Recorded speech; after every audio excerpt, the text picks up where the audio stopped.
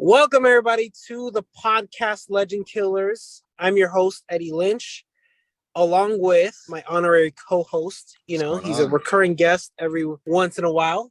Every turn of the century, depending on what's going on. And I feel like, the last couple of times, there's always something different in wrestling going on, right? It's like, I don't even call it different eras, but it's like something that happens where we're like, okay, bro, we got to talk. Like a different time period, basically. Yeah, man. But what's going on? Kwency Jones, go, man. I appreciate you for having me on again, dudes.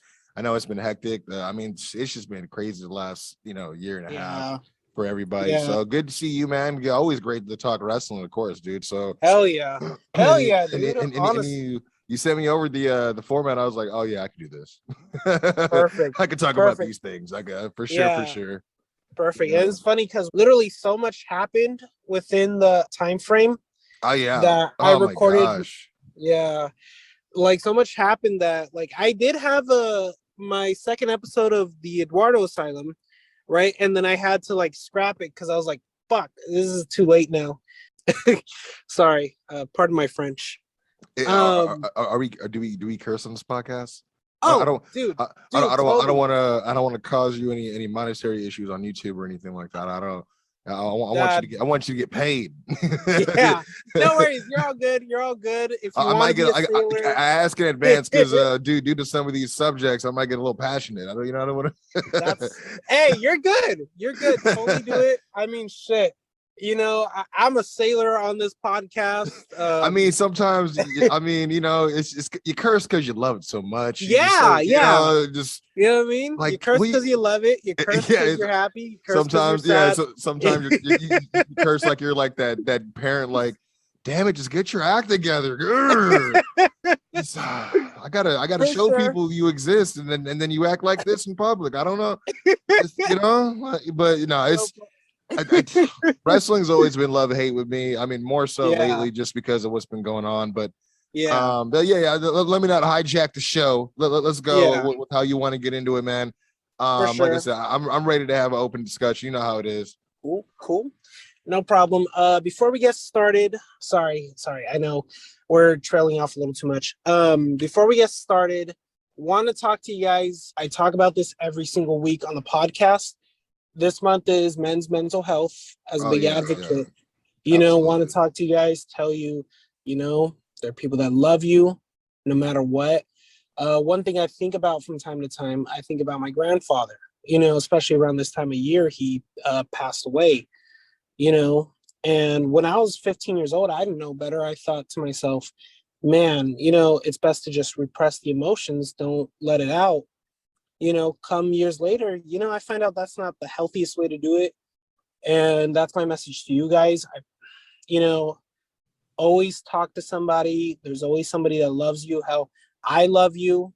Kwency loves you.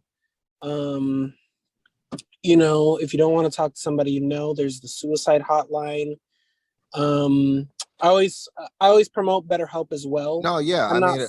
I was just gonna say, me being obviously a man and having some years. Obviously I'm a little older than you, but it's like I'm someone that came from the same era, being taught kind of the same way. Not really, because I watched the video that you were talking about being told to kind of like not be, not necessarily emotionless, but kind of just there's no room for as a man. You know what I mean? And that's just what you're taught, because that's it's just something that's been passed down and stuff like that. But fortunately for me, I'm not saying fortunately because my parents, I grew up with my parents being divorced, but because I spent more time with my mom, I was able to better access my emotions and better process things as opposed to just, you know what I mean? And then I was learning, well, maybe I do need to share. And I have to say, sometimes I know there's times where you're alone. I'm fortunate enough to have siblings, so I was able to like talk to my brother about stuff too. But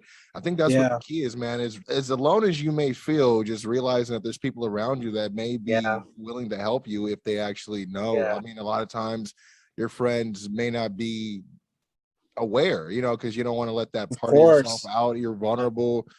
But if you don't if you have friends that you think won't love you or support you, then those aren't really your friends. You know what I mean? And I don't want to make that a downer either, but I said it to say support yourself with a great support system too. Support yourself with people that you know love you, care about you, care about your well-being, because that helps a lot too. Knowing that you have someone to go to, someone to talk to, and like you said, even if that someone is maybe a stranger, maybe you have to go get professional help, and there's no judgment in that either. As long as you're going to go do that for yourself and trying to do better. I mean, that's just progression, you know what I mean? But that's the hardest step is the first step. You know what I'm saying? Yeah. So I definitely agree with you, man, especially with it being November. That's definitely one of those men's health months. You know what I mean? They talk about obviously mental health and then also physical health. And yeah, I can't stress enough what you're saying 100%. And again, this is two men talking here, you know, different age range, but we get it. You know what I mean? And like you said, we love you. You got your hand out. We got our hand out to you as well. Again, of course, do what you got to do. There's no judgment here, whether it's podcasts, Legend Killers, whether it's Kwency Jones Show, whether it's just professional wrestling. And we've had conversations about this off the air. You know, shout out to all our good brothers, and I'll say it, our good sisters out there too, because we don't think about our good sisters suffering out there as well. Of course. But yeah, man, you know, it is one of those things that I think just caring for your fellow man is very important, and normalizing not feeling victimized and embarrassed, and you know what I mean, like kind of normalize being able to share what you're going through, because it could definitely save your life. You just never know. Of course. And you know, to piggyback off of the professional help, I've been seeing a therapist for that's great, 100%, 3 years. And honestly, man, it's one of the best decisions I've ever, you know what I mean, made. And, you know, one thing I promote, even though I'm not sponsored or anything by them, I really don't care about that. I care more to let people know. Of course, it's BetterHelp. BetterHelp. You know, and if you're getting help in a way that you know helps you, and you're trying to let everybody else know, like, hey, there is help here. Like it's you know, it's and I'm proud of you to share that too, man, because thanks, man. You know, and guess what? I don't feel any different. You know what I mean? Thank you. You're still my boy. You know what I'm saying? Like, it's just like, course, because, man, you know, life doesn't prepare you for everything. You know what I mean? Unfortunately. So it's like, really doesn't. It's really cool to know that you're getting help. You feel comfortable enough to share that. And then, and you sharing that, you're letting your people know that, hey, I'm not just saying it. I'm doing it. This is how it's affecting me. I'm trying to reach out and give y'all the same resources. It's out there. There's people out there. As much as you say people aren't willing to help, I'm telling you that there's people willing to help, and I'm telling you where to go get them, man. So good on you. 100%. Yes. 100%. Thanks, brother. Yeah. And so if you guys need something, I definitely recommend BetterHelp. You know, they got prices that, you know what I mean, I actually am paying for my girlfriend's therapy sessions. You know, that's beautiful, man. You know, because, and that's something, especially if it's one thing if she supports you, but if you guys are both, you know, going through the same, that's awesome. Yeah. I mean, like I said, it's and you're not, and you know, you're going through the journey together and both getting the help y'all need, man. That's great. That's a beautiful thing. It really is. Thanks, man. So, you know, with that being said, happy Thanksgiving, everybody. Happy Turkey Day. Yep. All right. I hope you guys enjoy your turkey. Let's go ahead and let's get into the show. All right, and we're going to start off with the first subject of the night. We're going to talk about NXT 2.0. Oh, NXT 2.0 blows? Yes. Let's yeah, of course.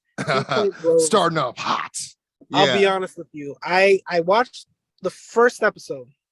I saw a whole bunch of gimmicks. I saw a bunch of lights. Yeah. I will be honest with you. I did not want anything to do with it ever again. I will say though, I do like Braun Breaker. Man, that's a whole nother. Oh man, it's okay. So like, I'm gonna let you finish. Let me let you finish because you knowing me, I'm gonna need to let you finish so I can address everything that I might hear you say, so I can address it in its entirety. So you saw it. You said it was not for you so much, but there was a few glimpses of some people that you liked. You named Braun Breaker. I mean, how else? I mean, is there anybody else that's catching your eye? No, I honestly can't. You know what I mean? I will say there's a trio, and that's sad. It is, dude. I will say though, there is the trio with Mandy Rose, the Toxic Attraction, There is that one girl that it's funny, she has the Becky Lynch look, like the orange hair there. Gigi Dolan. She's I forgot her I forgot who she her indie name, but she actually used to date Darby back in the day. Wow. Yeah, wow, they were an item, and then yeah, I can't remember, I don't know why for the life of me I can't remember her indie name because we almost booked her. That's crazy. But yeah, those are the two that stand out to me. Sorry, were you gonna say something? No, not at all. Keep going. Yeah, sure. I will say, like, the fact that he is a Steiner, I'm like Braun Breaker. I'm waiting to see like where he fucks up and like how he handles it. Does he handle it the way that Scott would handle it?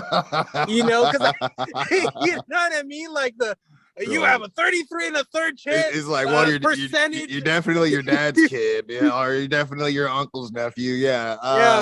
Okay, so the thing with NXT 2.0 for me. One last thing. Yeah, go ahead. I love there was one promo that got me where he was like, "If you want a friend, get a dog. I don't give a shit." Yeah. I like that one. He has, it's okay. So I don't have a problem with Braun Breaker. I have a problem with how they're presenting Braun Breaker. But before I get into that, on the ground level, NXT 2.0, it's really bittersweet for me. It's really kind of heartbreaking for me. It's like watching, and I don't want to make it that deep, but it's like watching a beloved family member of you like kind of just wither away, and you can't have no choice but to just watch it and wish for the best, even though you know what's happening, you know. And I said that because I grew up like with NXT. I remember when it was the game show and me just like WTF about it. And then when it became an actual show, like, I mean, you know, the origins, and I know you could identify with this, like, you know, with like Cesaro versus Sami Zayn, the Breezes, the Tyson kids, like, you know what I mean? Even that fatal four-way. Yeah, I was gonna say, like, even when Bo Dallas was doing this thing there, like, one of the things like that's kind of upsetting me right now is we got a program on Monday Night Raw with Big E and Seth Rollins, and they're not talking about how they both made it by facing each other for that NXT championship. I know, that's what's just it's stuff like, but there's so many moments. Like, I felt I grew up in so many different eras when Bobby Roode came in, when Drew McIntyre came in, when Andrade was the thing, the start of Shinsuke, Finn, when Finn came in, the start of Gargano and Ciampa when they were doing the DIY thing. Like, it really was kicking up steam, and you were like, one of these things where like you would hear about the takeover show on the weekend, and then you would know that takeover show on Saturday, main event show on Sunday, and you're like, dude, I feel like I'm gonna watch Saturday, I'm not gonna want to watch Sunday, and even though you would still watch, you're like, I know they're not gonna be able to bring it. Like, it just it was just this whole groundswell, like kind of like this cult classic, and they were doing really well. And I wouldn't miss it, and then I get this new 2.0 stuff, and I'm just like, dude, there's a lot that I can speed through that this is kind of scary to me now. And I feel the exact same way. I'm like, dude, I sit there and I watch, like, you know what I mean? If it weren't for NXT in 2014, I probably wouldn't still be a wrestling fan, because a lot of people feel that way because it was, you know what arguably I mean? Like the only brand, quote unquote, of WWE that was actually putting out the wrestling, the W in WWE. Like, they really had, like, my brother calls it the NXT's work rate era, because you had a bunch of guys that were just putting down matches. And honestly, like, you know what I mean? Like, seriously, that's where, you know what I mean? That's where I watched, you know, Becky Lynch for the first time. Yeah, I was gonna say that so much of like the people we know now came from NXT. It's crazy though, like, because obviously there's argument that a lot of people make about, like, well, they needed to change directions because they weren't making any stars or producing anyone drawing money on Raw. I'm like, hold on, dude. Bullshit. That's not true. It's just that you guys would take a gimmick and change whatever made you attracted to it. Yeah, like, you gotta give, like, you gotta give something that's not necessary. Like, why the fuck does Ricochet have to come out to like some Looney Tunes sound before his entrance? Why I was like, it wasn't necessary to add that to, I mean, for one, the song's already dope, and then like, and you're like, pew. It was like, what is this, like a shootout in the Western era? And it's like, I mean, and even recently, what, you know, Karrion Kross, even people may not have been the biggest Karrion Kross fan. I was a bigger Killer Kross fan, which is who he was before they had to change him. and like, but then they change his entrance. They take away his I know, valet. like, They I put don't this know how mask you on him. take It's that like, away, and then you man. say, "Oh, this guy couldn't draw." Oh, are you sure it's not because of the way that you messed him up and try to like? Yeah, I was talking to my brother about that a couple of days ago. It's like I don't know if you had a chance to grab the book that John Moxley just put out. I didn't know he was putting it out until he I heard the news, so I had to get it. But there were several like quotables about some of the things that like he would like the weird things in WWE. Like he got in trouble for having a good match. You know what I mean? Like he was told to dial it back and stuff like that. So, and I only bring that up in recent example because it's an example of how weird the main roster operates, because it's like, I know, it's like you get more in trouble for being a professional wrestler and more rewarded for being a sports entertainer, dude. right? And there's just the logic just boggles my mind. Like, you know what I mean? Like, I don't understand why like someone. Okay, and this is a topic that we're gonna get to in a little bit. But like, okay, you released guys like I was gonna get there, but I didn't want to jump ahead too. But I was like, it's part of my point. No, you're right, because you look at the names that they released, and you're like, how do you bundle? Like, how do you guys mess these up? You know what I mean? Yeah, exactly. Oh man, like I mean, and it's, I think already this year they've already released 79 people. Fuck. I think, you know what I mean? And yeah. And you think about they have 79 people, and then I think AEW they released 79 people, not including the year before where it was crazy. But AEW has I think a little over 100, I think 122 people in staff. So it's like, wow, dude, how you guys have like how'd you guys get rid of half of their roster? You know what I'm saying, in 1 year? And that's my thing. Like so with their logic, it's like, okay, you release Bray Wyatt, right? A guy like him for being difficult, quote unquote difficult, but yet you have a guy who's made several enemies backstage in Matt Riddle. And I don't want to pick on him. I know like podcast, but it's like, how the fuck do you keep him and push him, no less, put him in a program with Randy Orton? You can't figure out what the fuck to do with a guy like Bray Wyatt who wants to fucking, work and be, you know what I mean, somebody. It's weird because it's more and more you're getting these releases, and then these weird backlogged narrative of what was going, like, for like all of a sudden, like 2 weeks after they released Bray Wyatt, it's he was being difficult. Like that would have came out, we would have heard that before the release. You know what I mean? Yeah, exactly. It sounds like lies at this point. I mean, they just said the same thing about Keith Lee. They just said that he it just came out that he was having some backstage negative attitude issues. I was like, what? Keith Lee of all people. That's what I'm saying. And then that's why I thought it was funny when he did write. He posted after his release, he kept using the word positive, and I'm like, okay, that was on purpose. You know what I mean? Yeah. But it's just. It reminds me of, because remember back in the day they used to do like, okay, this guy's leaving, well, we're gonna job this guy the F out and make him look so bad, and that way, even though they did great work for us, we're gonna make sure they don't get as much money as they did working with us because they don't look as valuable. Which I never understood that, dude. That's like, you don't see like, Jordan's retiring from the Bulls, so what we're gonna do is we're gonna make him look dumb on the way out. Like, I'm like, you know what I'm saying? But I can't sit there and say I understand this. Like, it's just I don't. It's just, I don't know. And then I mean, as far as trying to steer back to the NXT stuff, like a lot of these people that they released were NXT guys: Keith Lee, Karrion Kross,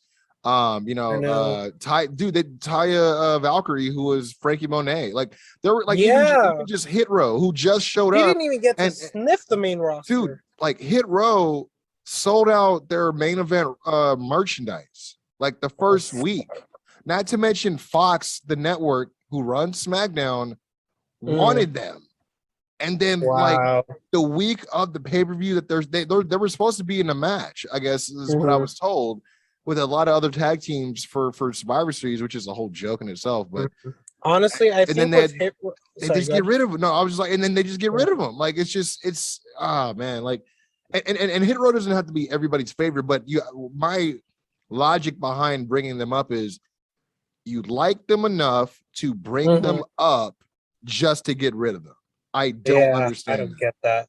I think with Hit Row, I think what it is, they got themselves too stirred up in controversy. There was that tweet.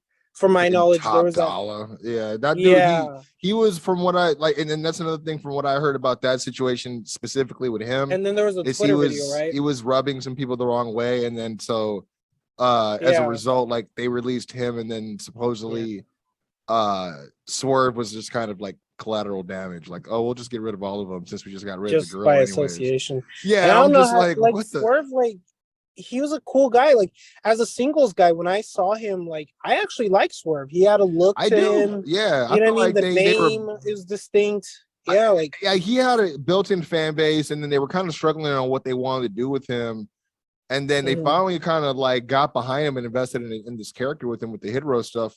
And it was catching a really good momentum. And then that's why I was kind of shocked that they were already in the draft. I was like, oh, okay, they must really like what they're doing up there. You know what I mean? Yeah. And then we like it. And I made the joke. I'm like, dude, are they just drafting some of these NXT people just so that they can give them a 90-day no compete instead of 30 days to make sure they don't go directly to AEW, or what's going on? You know what I mean? Like it's I'm like, dude, like a month ago they were in NXT, a month later they're released, like, but they were on the main roster. Like, what is going on? I think the part, sorry, no, you're good. I think the part that's the most disappointing to this is like, you know what I mean? I see them just WWE is regressing. Basically, they're going back to the era that they were in 2011 because this is such a weird, and that's around the time I stopped watching. Like, it was like, I mean, I don't want to say I completely stopped, but I was like not like tripping if I didn't catch it, because I was just like, oh, more of the same. Okay. Yeah, and it's like I just thought to myself, it's like, first it was the women's, you know what I mean, the time getting cut, and they're not, you know what I mean, like being represented as and then next you completely took Triple H out of the equation. It's like you just erased the women's evolution, basically. You like all of that was in vain. You know what I mean? And that's and again, that's kind of a great way to go back to the NXT stuff too. It's like there was so much stuff that they were able to do that was so much cooler than what the main, like, let me be real with it, hot take it. The history that they created on NXT was way cooler than the history that that the main roster WWE was manufacturing just for the sake of trying to freaking pat themselves on the back. Almost, oh, we did this. Oh, we did this. Look, we did that. No, but they brought us War Games. Yeah, but they brought us the Dusty Rhodes Classic. Yeah, they brought us like serious women's wrestling. These women are kicking ass. Like, and brought like Asuka, for example, dude. I think of NXT Asuka, hotter than anything else in WWE, dude. So undefeated that they had to, like, she took herself out the game. No one beat her. She had to get injured to take the belt off her. That's how great she was. Like that. That to me is like never been done again. You know what I mean? Like, no one can beat her for the NXT Women's title. They're like, oh damn, who are we gonna get to beat her? Oh, hey guys, I don't know if you heard, but Asuka's actually gonna be out for a couple months.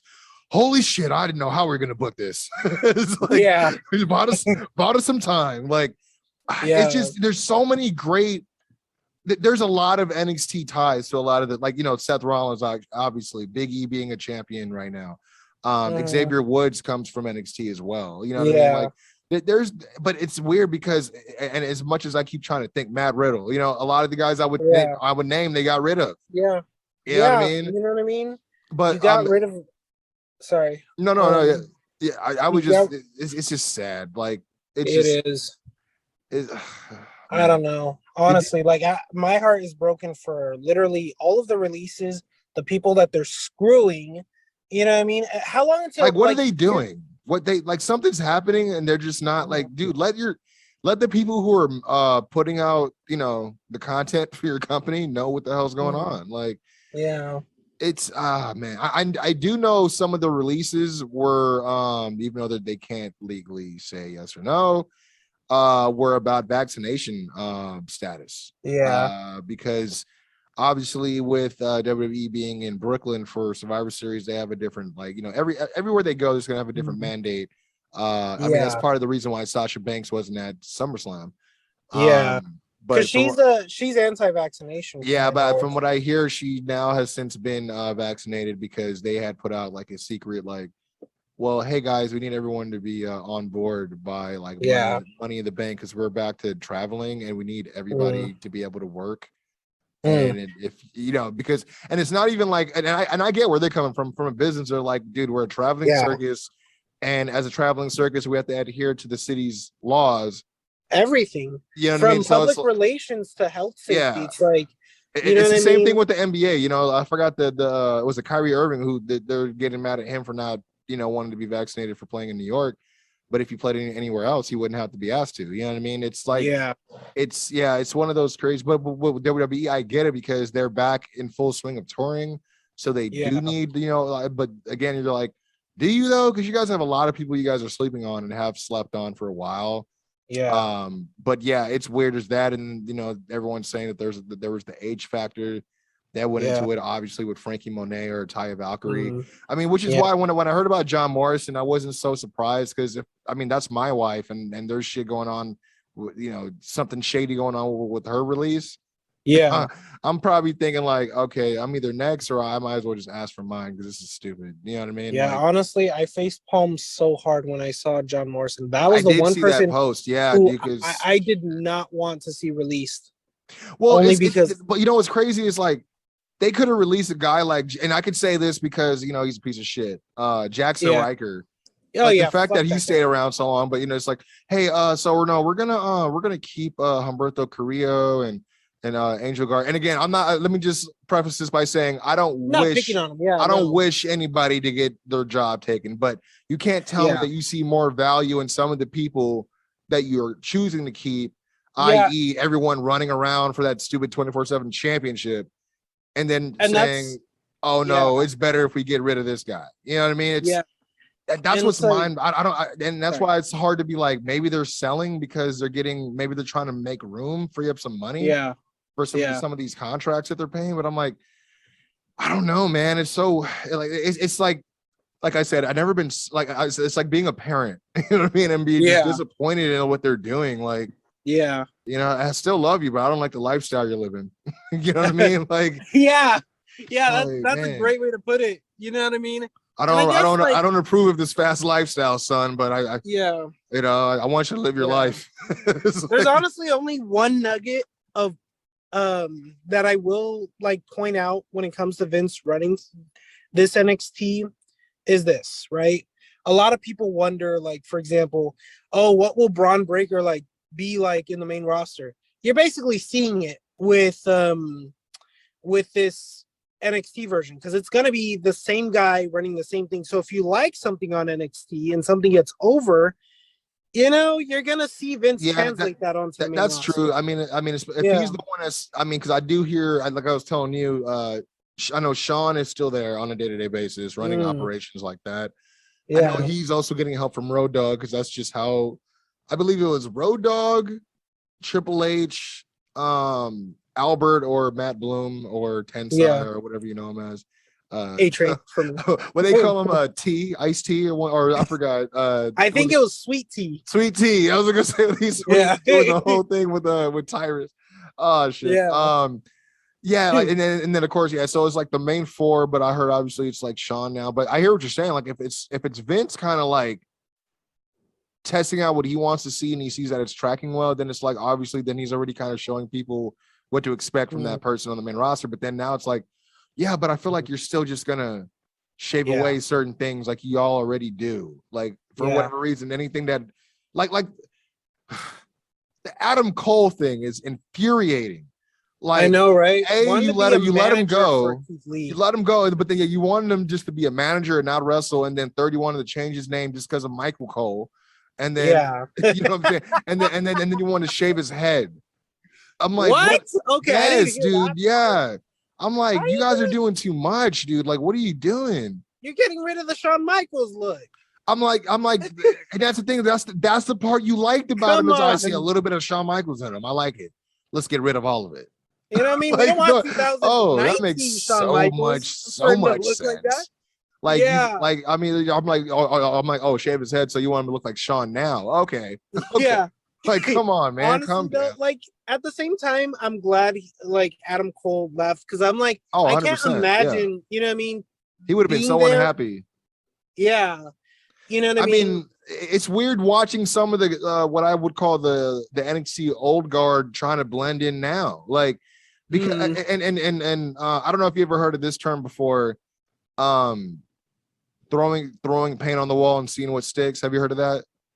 Yeah. That's that. So when I saw the new NXT 2.0 logo and the aesthetic and how it's this white canvas with all these wild colors being splashed, I was like, it literally looks like that's literally. I'm like, so NXT 2.0 is, hey, we're gonna just throw paint on the wall and see if it sticks. And that's how I feel like their format has been, because there's times where I'll watch it, I'm like, whoa, this is so rapid fire where this person is in the middle of something, they're barely leaving the ring, and then someone else's music hits.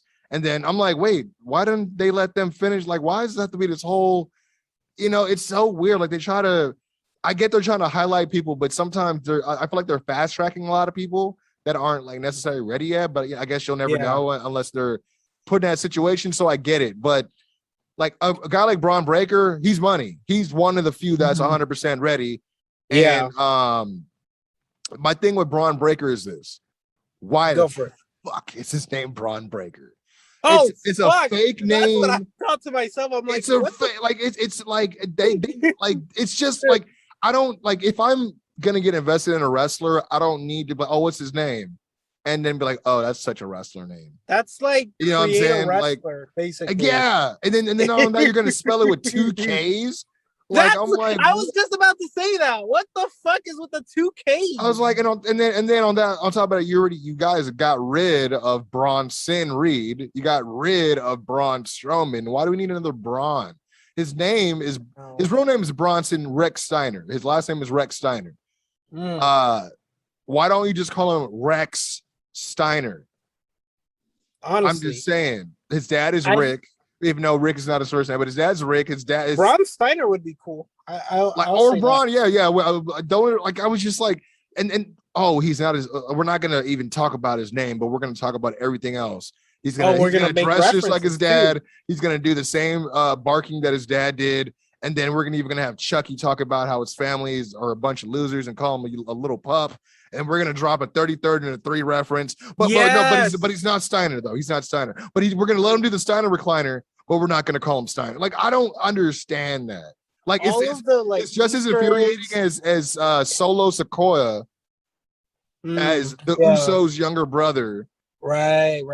But then I gotta listen to him say, "Yeah, I was abandoned by my family and I had to fight for myself on the street." No, you weren't.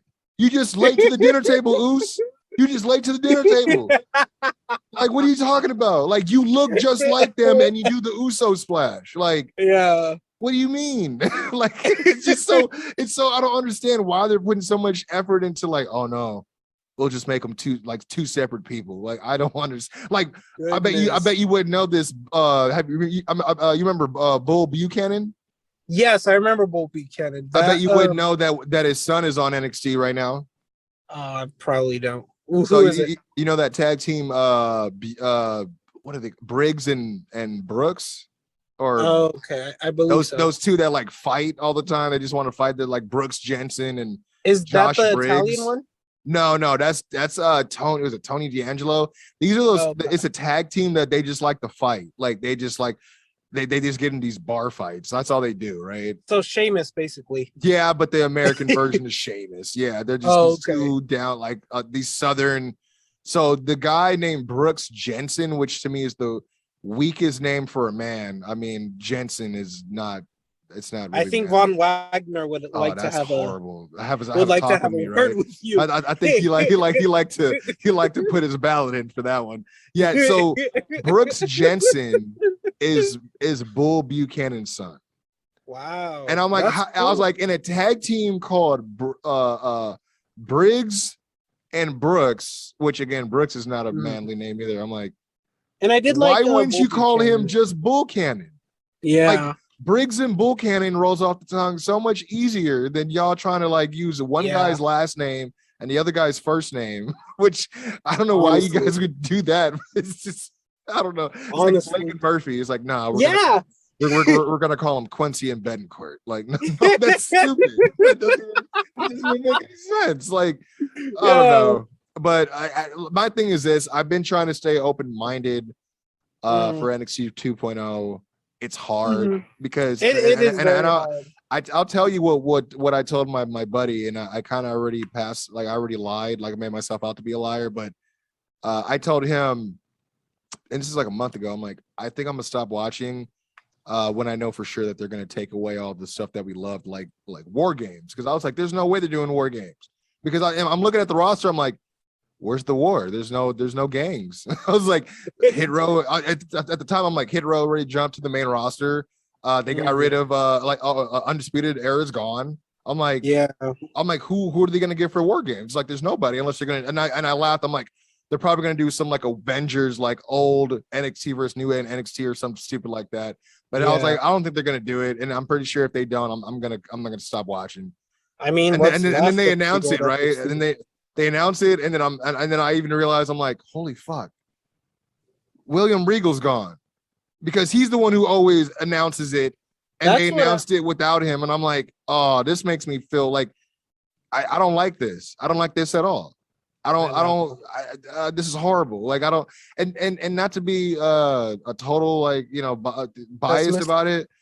Nothing wrong with that. Like this, I started this conversation talking about how I fell in love with their takeovers, their work rate, all that stuff, the great moments, seeing things like Sammy versus Shinsuke, and even Tyler Breeze going against Jushin, like stuff that you can always see on NXT, right? A whole crowd singing "I'm Glorious," even though freaking Bobby Roode is heel as shit. I know, like, and I was thinking all these great things, and then I watch Halloween Havoc. I'm like, oh shit, and even the lesser talked about matches, like I've seen like one of the first takeover matches. It was Takeover London, and in that match I saw Asuka versus Emma. That was a really good match. I've seen like Hideo Itami versus Bobby Roode. Hideo Itami versus Aleister Black. I felt bad about Hideo Itami. Me too. Honestly, like he got injured quick, and then like, I just thought like this dude could have been like the first Asian WWE champion.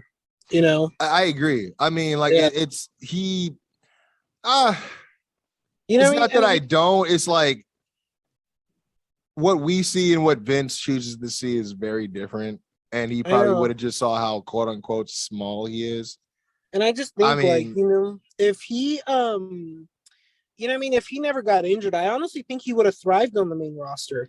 And look, the reason I say that is because like he debuted in the Battle Royal at WrestleMania. They had a little vignette for him. They had like a video on YouTube like documenting his road to WrestleMania. They even like gave him some time to shine in the Battle Royal.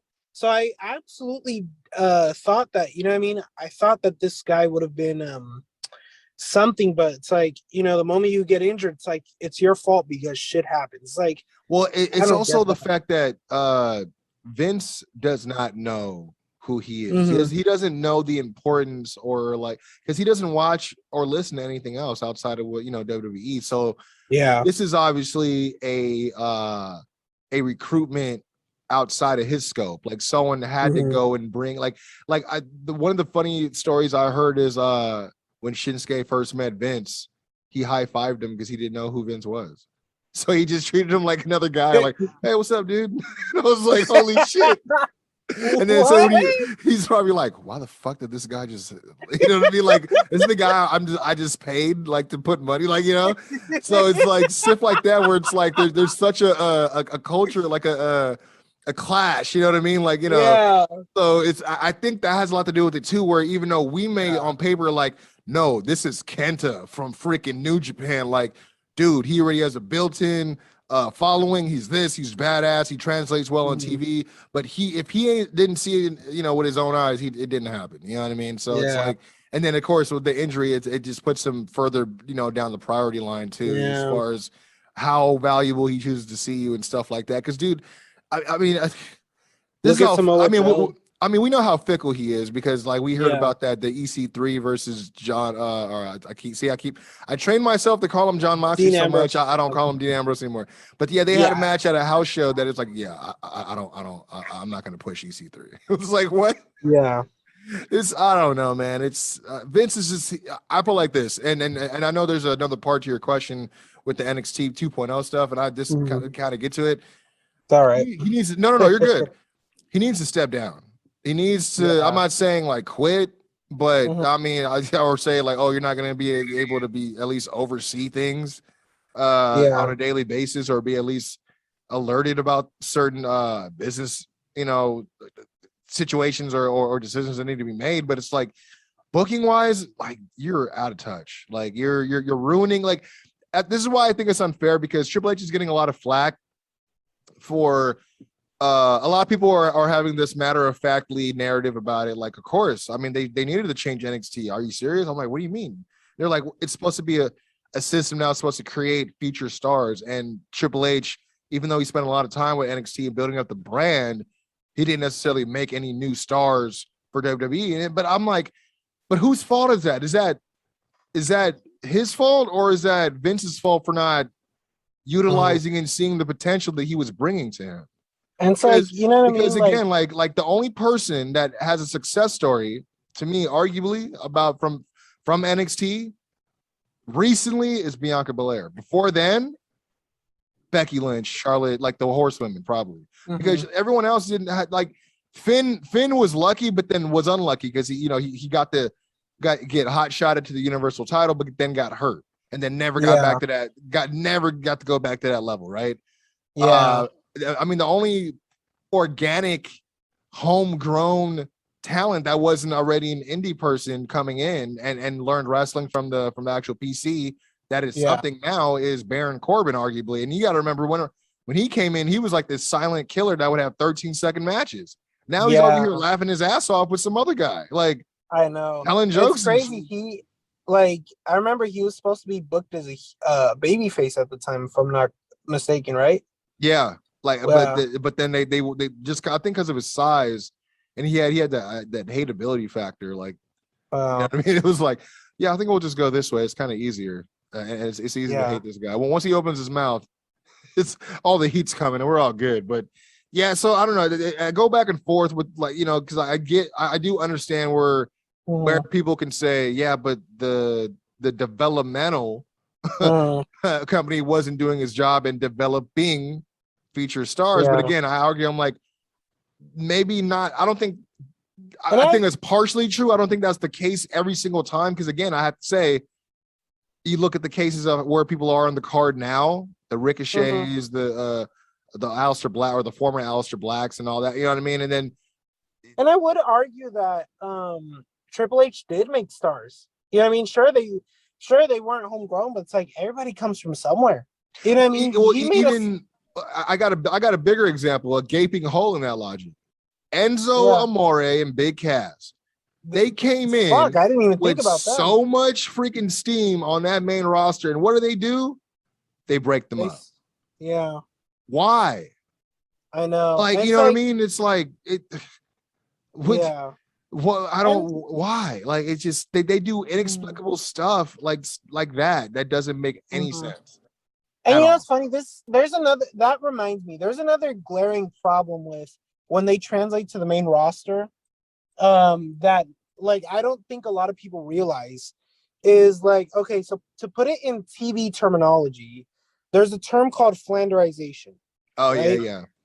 And so for those of you who don't know what this is, it's basically when you take one quality about a certain character, right? And then eventually, over time, now this does happen naturally, but eventually over time, you just make that the only trait that the character has. And it's like the moment they're, you know what I mean, translated to the main roster, it's like that's all they become. It's like Sami Zayn, when he was a babyface, all he was this energetic, like, hey guys, I love me some Scar, and I hate to lose, but I'll definitely fight anybody. Like, you only get one version, and then you don't see everything else they have to offer. Like, Like you don't get to see what got the attention of the main roster to begin with. Because I hate that they used to like freaking show these video packages and they don't do half of that stuff that you hype this up on, and then you like, I don't know, man. Like it's but as far as if I think Triple H will ever possibly regain power, are you speaking just with NXT or just within NXT? And actually, so like, how long do you think this will last? Because I don't see this lasting with Vince in control. The 2.0. Yeah, I don't think it. I don't see it I think it lasts. I mean, but I think gives up so quickly. I think it's gonna last, but how it's gonna last is they're probably at whatever. I don't know what their television rights are. They're contractually right now with USA, but I think they're probably going to continue it, but probably put it on the Peacock app after a while, like how it used to be with NXT. Yeah. I will say this though, I'm not. There are a few people, because I feel like you did point out some people that you enjoyed. Out of this new crop of guys and girls, there are a few that I do have my eye on. Duke Hudson was one, but then they ruined him with this stupid poker gimmick. Guy didn't even need a gimmick, and they gave him this stupid ass gimmick. Duke Hudson, I like. Carmelo Hayes, I like. I'm still on the fence about him and Trick together, but I do also I get some flack for this. I like what's the guy's name? Joe Gacy. I'm sorry. I these names are a little new to me. Yeah, no, and that's the thing. We got to get used to all these people, and then we're like, that's how. See, it's funny you said, because that's how I felt when I saw the first episode. Same thing. He's like, okay, I see just a bunch of characters now. It's like it's like watching Sesame Street for the first time. Like, who the hell is that blue guy? I know, right? Oh, he's on the show all the time. I guess I got to get used to whatever that guy's into. You gotta get. They're trying to force you into getting invested in all these characters all at once. And it's just so goofy too. It is. And again, that like wedding segment, for example. Oh God, yeah. I do like Andre Chase. He's another guy that's funny to me. But I will say this: they have to remember they have more than the people that they choose to push. Because if you were to ask me, oh man, who they have in NXT, I'll be like, Toxic Attraction and Braun Breaker. Oh, who else? I don't know. What do you mean you don't know? Those are the four that they just choose to keep pushing in my face every week, all the time. Yeah. It's always Braun Breaker and Mandy and her friends all the time. Like, so it's like, all right. But I think the good thing about this is if this is what Vince is doing, then he has to be able to confront himself when he doesn't create any new stars. You know what I mean? Yeah. So and I think I do believe that Triple H will eventually regain control. I don't see this being a permanent thing. And the reason why is because, for one, it's not sustainable that Vince is going to be in control of, what is now like 4 or 5 different shows, because you got 205 Live, you got, which, by the way, like, if you're one of the 205 viewers, I'm sorry. What's it called? You got, what's the other show? Like Main Event. Like SmackDown, Raw. It's just, it's not sustainable. And at one point, he even gave Triple H, the rights to 205 Live. So could they just switch? Can he, like, if he's going to take over NXT, can he just give the keys to Raw to Triple H at least? Because SmackDown's fine, but Raw sucks. Raw is horrible. It's funny. It's funny because they do such a good job with SmackDown ever since the brand. SmackDown in 2016 was arguably the best year. Yeah, SmackDown when they did the reboot, and you had guys like Ambrose and obviously James Ellsworth was there, but you had AJ Styles as champ as well. You had like John Cena. Like that brought me back to the old school era where you had like Paul Heyman writing for where you had like Edge and Rey Mysterio and freaking Kurt Angle and all these interchangeable guys that were like freaking. And I loved it because it made sense. You know what I mean? Like, not only did it make sense, but it was good TV. I mean, you had they were kicking out. Honestly, they were putting out more. They were putting out better TV. Going at it. They were putting out better TV than Raw for a while, and that's why it's so weird. But I do love what Roman's doing too. Yeah, no, yeah, you're right. Like I don't know, man. It's just your hot take. I think that we could see Triple H leaving at some point. You think so? I believe so. I don't know. I couldn't tell you how soon, but I mean, you got to think about how much of this shit he's tolerated. You know what I mean? Yeah. Like, and this is not just his boss. This is his father-in-law. So it's like, yeah, you he know must what I be mean? scratching his head like, I mean, fuck, you know what I mean? because I like, to me, even though he is a businessman, he tried to do the expansion stuff with like NXT UK, and he was trying to do the NXT Japan and Mexico. Like, you could tell he cares about pro wrestling, man. Like, I know. because again, when across the board, you look at who was in charge of what, you know, Raw, SmackDown, NXT, and who was kind of outperforming, like, again, that work rate, like putting on great matches. It was Triple H, you know what I mean, and putting together that NXT lineup every week. So it's like, I know. I told Jax, and the only reason I'll bring that up is I feel like he may leave to go do his own thing. I don't know if he's gonna go join somebody. Like, I guess in a perfect world he'd go and help save Ring of Honor since he took so many other stars at one point. But I don't know, man. It's weird. And I just see it like, because I've seen vignettes. Like, one person who doesn't get enough credit, I feel like, is William Regal as well. You know what I mean? God, he was there when scouting with Triple H. Dude, he comes to a lot of the indie shows scouting like people. Like, he's the one that scouted out Kevin Owens and Sami Zayn. Like, it's I don't know, man. Like, it's stuff like that where you're like, no Samoa Joe, no William Regal. Like, I get you guys want to shed away everything that made NXT what it is. That's why we're calling it 2.0, because it's nothing like how it used to be. But I'm like, yeah, but without what it used to be, you wouldn't even get to this point. Yeah. And to be honest, it's NXT 3.0, because 1.0 was the game show and it sucks. Yeah. So, that's true. 2.0 was the Triple H era. 3.0 is this new throwing paint on the wall with all these characters. And the oddest thing I've heard about NXT 2.0 before we move on is a quote from Shawn Michaels, and I love him. That's my guy. But he and it sounds like a total company guy quote. He had likened NXT 2.0 right now to what he is like. It reminds me so much of the Attitude Era. I'm like, no, dude, no. Maybe Triple H's version of NXT. Yes. you know? And the only reason why I say it could be a company answer is because recently there's been talks about them changing their going from TV PG to TV 14. So I mean, they've been getting in a lot of their adult jokes anyways on a weekly. So it's like, it kind of seems that way. And it's funny, it more so reminds this NXT more so reminds me of like maybe like an 80s WWF, where, you know what I mean, you had all these like absolutely people had like these mundane jobs. You had a dude. It's you like, know what I mean? It's like we get it. You're a wrestler. You don't have to overdo it and be like, oh, that guy stands out in the room. Like, yeah. It's like especially with that Tony D'Angelo, the Italian, because it's like, you look at the last time they did like a mob or a mafia character, that was like, what, maybe 10 years ago. Yeah, I was thinking about Nunzio and Big Vito, and like, I'm like, it's funny how they like, Vince is like, oh, that still works today. Let's do it. It's good shit. Like, it's like, what? But it works. The crowd does like it. You know what I mean? It's pretty funny. No. It's not good shit. It's such good shit. Such good shit. Like, I need to know what, like, if Triple H doesn't leave, he'll come back when Vince passes, I think. I don't know, because he hasn't been back to work. I mean, I don't know. What do you do? Like, hey, guy that broke all my Christmas toys on Christmas morning. Honestly.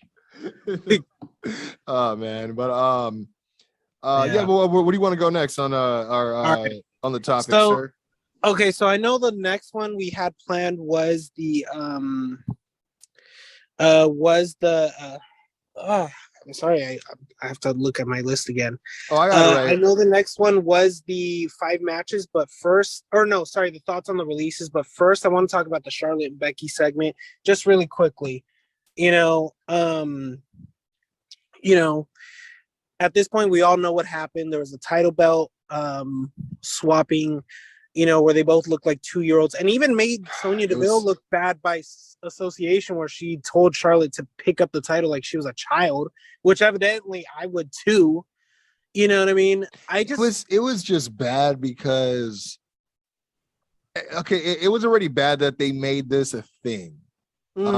Because the segment was lame. Yeah. I was gonna say they made it a segment with a name and was like making it seem like this is a cool thing. Hey, we're doing a title exchange. That is the dumb that's not how titles work. Street Profits. Yeah, and I'm like, you did it so throwaway that one time. That's the only time I wanted to see that happen. But now you're talking about your world's women's champions, and now you're like, hey, it's all good. We'll just switch them up. And now and I'm like, oh, does that count as a new title reign by doing that? Because that's really cheap. You know, so I was already kind of like WTF about that. That's dumb. And then like someone and then watching the segment unfold, it was like watching a car crash and like, oh my God, what is going on? I know. I was like, kind of tell what was, you could kind of tell there's some realism going on. And yeah, you're right, man. I don't know. I've been going back and forth with this because I don't know if I necessarily blame Charlotte in certain regards about it, but I do. I actually there's certain I'll play this. The one thing that I'm definitely not with is her dropping the belt, because that was that's just disrespectful. Like, I mean, and it is. I mean, whether you want to, coming from being a company person or just like me being a wrestling fan, like that, I know that is like number one big no. Like, you don't drop the belt. Like, that's being like, what are you doing? And then and it's worse that you do that in front of a live crowd and people are watching from TV, and you're like, oh, so you're showing that that's what you think about vision, or what do you?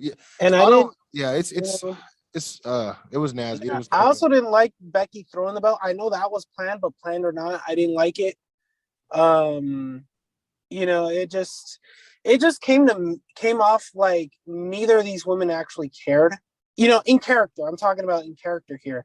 And it just, I don't know, it's so telling of what they think of the women's roster now.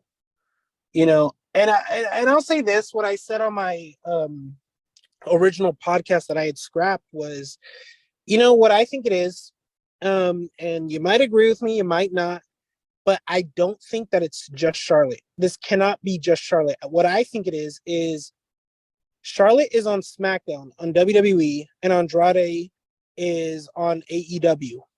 That's what I honestly think it is. Because just look at Lana. She got put through a table 9 weeks in a row until she eventually got injured.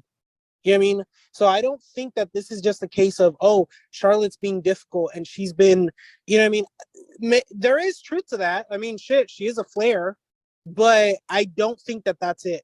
I don't think that that's the only story to this. No, you know what I mean? It's like I said, outside of her, throwing or dropping the belt, like that's the part I didn't rock with. I mean, when I hear about the other things about how, because that's the thing I think that goes overlooked is I remember I was kind of pretty upset prior to the Crown Jewel show because I was like. Because I was thinking, how is Charlotte on SmackDown, but she's the Raw Women's Champ, and vice versa with Becky? No. Right? And right before the Crown Jewel pay-per-view, they had a championship match, Charlotte versus Bianca Belair. She wanted to drop on Raw. And I watched that match, and I remember, and this is before I read about it the next day, I watched that match, and I was thinking, yo, she should have won. Like, that would have been the perfect way to get the belt off of her so that then she has the belt off of her, and then she could come and win, basically because they're going to have to rearrange the belts anyways. You guys have to do it some way instead of just exchanging it like a bunch of lazy asses. That's why I thought too. And I was upset about that. Then when all that happens and I read that, no, that's what she wanted to do, but they didn't want to go that way. I was like, well, I can't hate on her for that. You know what I mean? Like, because she wanted to do business right. And, and the quotable was, she felt by them doing what they chose to do instead, robbed not only them an opportunity to help make Bianca even more, but it just made you know what I mean? It didn't make anybody come out of it like any better. You know what I mean? I know. Fast forward to the segment on SmackDown. I would be pretty annoyed knowing that we had to make a whole spectacle segment out of this as well, because it's tough. But obviously you get paid, you clock in, this is what you do, you get paid to be a wrestler, and you don't really get a whole lot of input depending on who you are. You may get more input than others, but I get it, it's your job and you got to do what you got to do. Now I did hear that she did voice that she thought things could be done differently to still kind of make everyone go over different, I mean, because even if say like this, even if the segment went off the way it planned, I don't know if it would have been better than what we got because of what happened. You know what I mean? But yeah, it's getting crazy. I mean, I never knew that Becky and Charlotte even had beef that wasn't storyline. I had no idea that their relationship and their friendship had gotten so strained that way. I recently didn't know that either. Recently had an interview that I read with Becky where she was talking to Ariel Hawani from MMA Sports, and where he was asking her, and that's the thing. It's hard because she's also has to be in character because she's selling this fight that she has on Survivor Series, but a lot of it came off as if it was genuine, where she felt like she said, everything was good when she's on top and I'm working the bottom. But then when we both knew that things were changing, and I forgot which I think she said in 2019, it was like, obviously it was evident something was going on where, I was about to hit, basically she was kicking ass, you know what I mean? Where the tides are slowly going to turn. This is what she says right here. I got it right here, verbatim. Go for it. My star was rising. We were the best of friends, and it all worked when she was on top and I was below. We could all see the way things were going in 2019, and people were really rallying behind me, and this turn would put me in a different league, and I don't think she could take that, and hasn't been able to take that. I think it's affected her work even now. She's potentially one of the greatest, but I'm so in her head that she's lost it a bit and has lost a step. She's got that jealous. Yeah, she got that jealousy and that little devil on her shoulder, and that devil is me, always being one step ahead of her, and she doesn't like that. She thought it was her birthright to be a star, and then she said, "I wonder who she got that from." Right? Yeah. And I don't know if you heard about the latest, but now Ric Flair is getting involved with this shit, and this is not storyline. He put up a tweet that he was hot. Like I heard about that. What was the tweet? I'm trying to see if I have it. I may still have it, but he was getting mad. He's like, I can't believe. Oh, there he goes. So disappointed. I did this out of respect for you, Becky Lynch. It made you millions and made me nothing. After 40 years of being the man, the company doesn't own it, and neither do you. I'll always be the man. Ask your husband. I was like, oh. Now, what did he mean by ask your husband? I think he's trying to say he's a better wrestler than Seth or something. I don't know. Probably. I think he was just trying to stir. You know how older people are? They try to stir shit up, and then they'll say something that sounds like it meant something. And they're like, "Yeah, well, that would actually make a whole lot of sense." It's funny. I always thought, I always thought Flair would have been one of the cool legends, not the crotchety old man. You know what I mean? And I thought the same thing of Jericho, but Jericho's quickly becoming that, and it's showing so much. Jericho he's so up and down with me. Like he used to be really up with me. Being the innovator that he always been. Everything people say about him, you know what I mean, in his career. Yeah.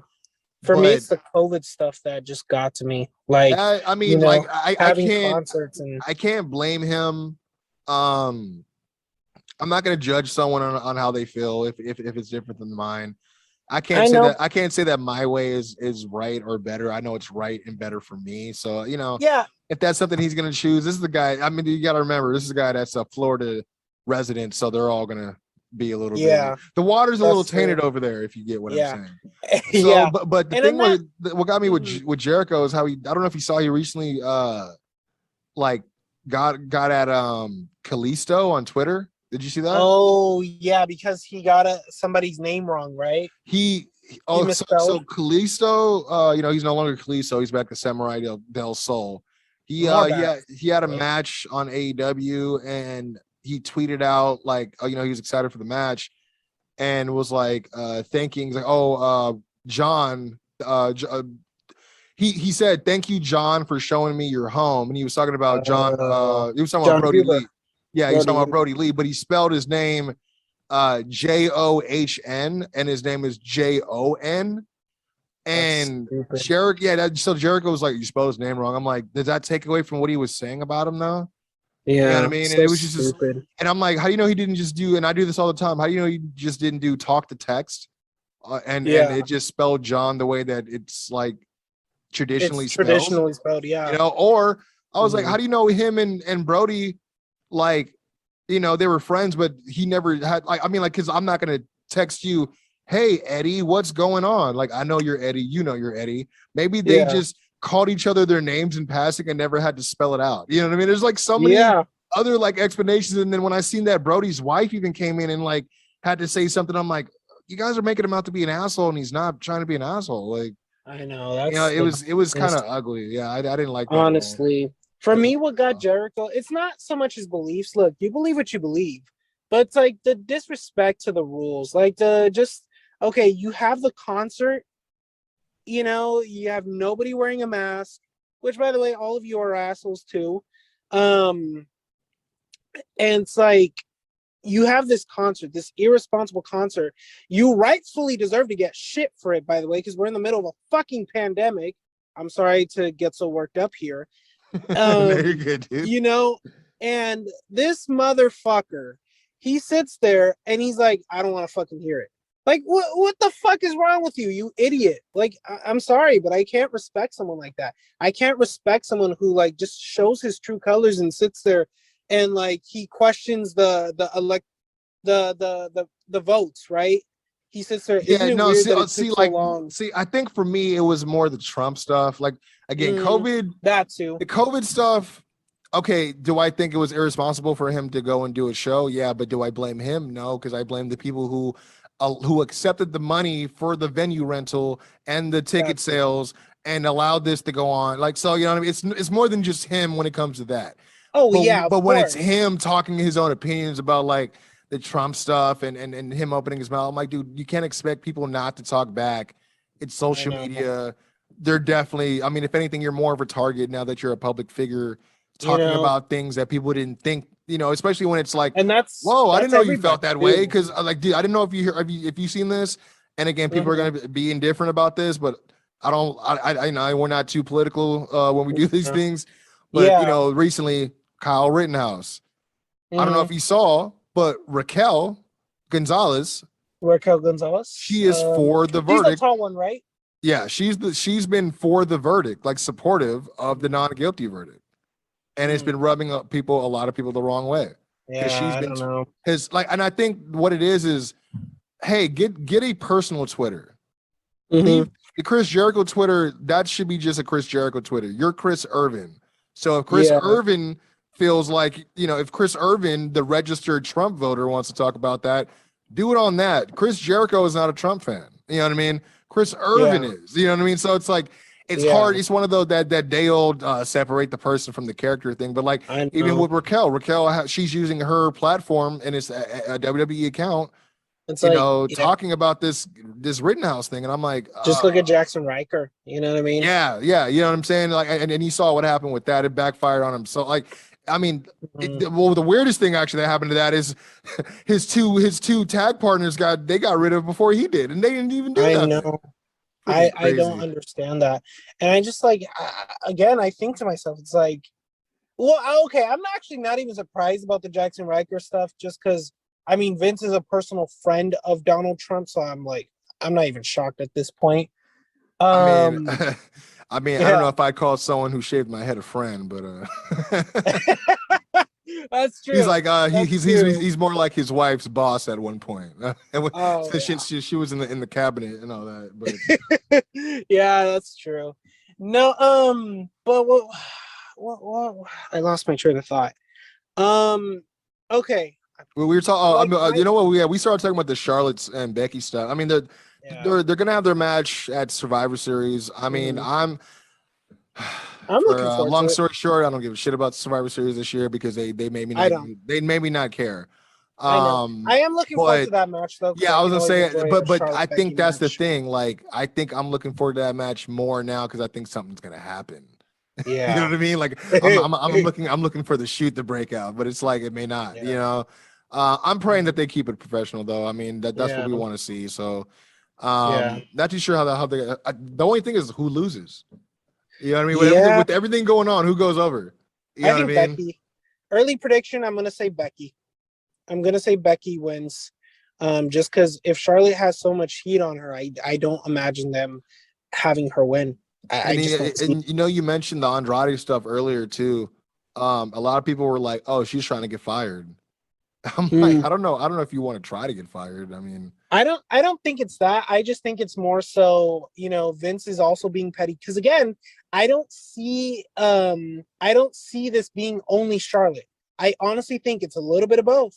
I oh no, honestly 100%. Like, see, like, yeah, the thing with Charlotte is her narrative, and you see it in the interview she's doing, is she's getting mad that people are giving her shit for doing what is kind of traditionally done in wrestling, and that's staying on top. I mean, you got guys like John Cena who did it, Hulk Hogan who did it, Triple H did it. Yeah. And I don't want to say that they buried people, but they did what they had to do to maintain their own personal popularity and success within the company. So yeah, she's right in that regard. And so I get why she gets mad about people giving her shit. She's like, I mean, in one of the quotes she said was, if I was a guy, I would be told, "Oh yeah, big balls." I don't know. Yeah. I just thought that was so stupid because I don't know.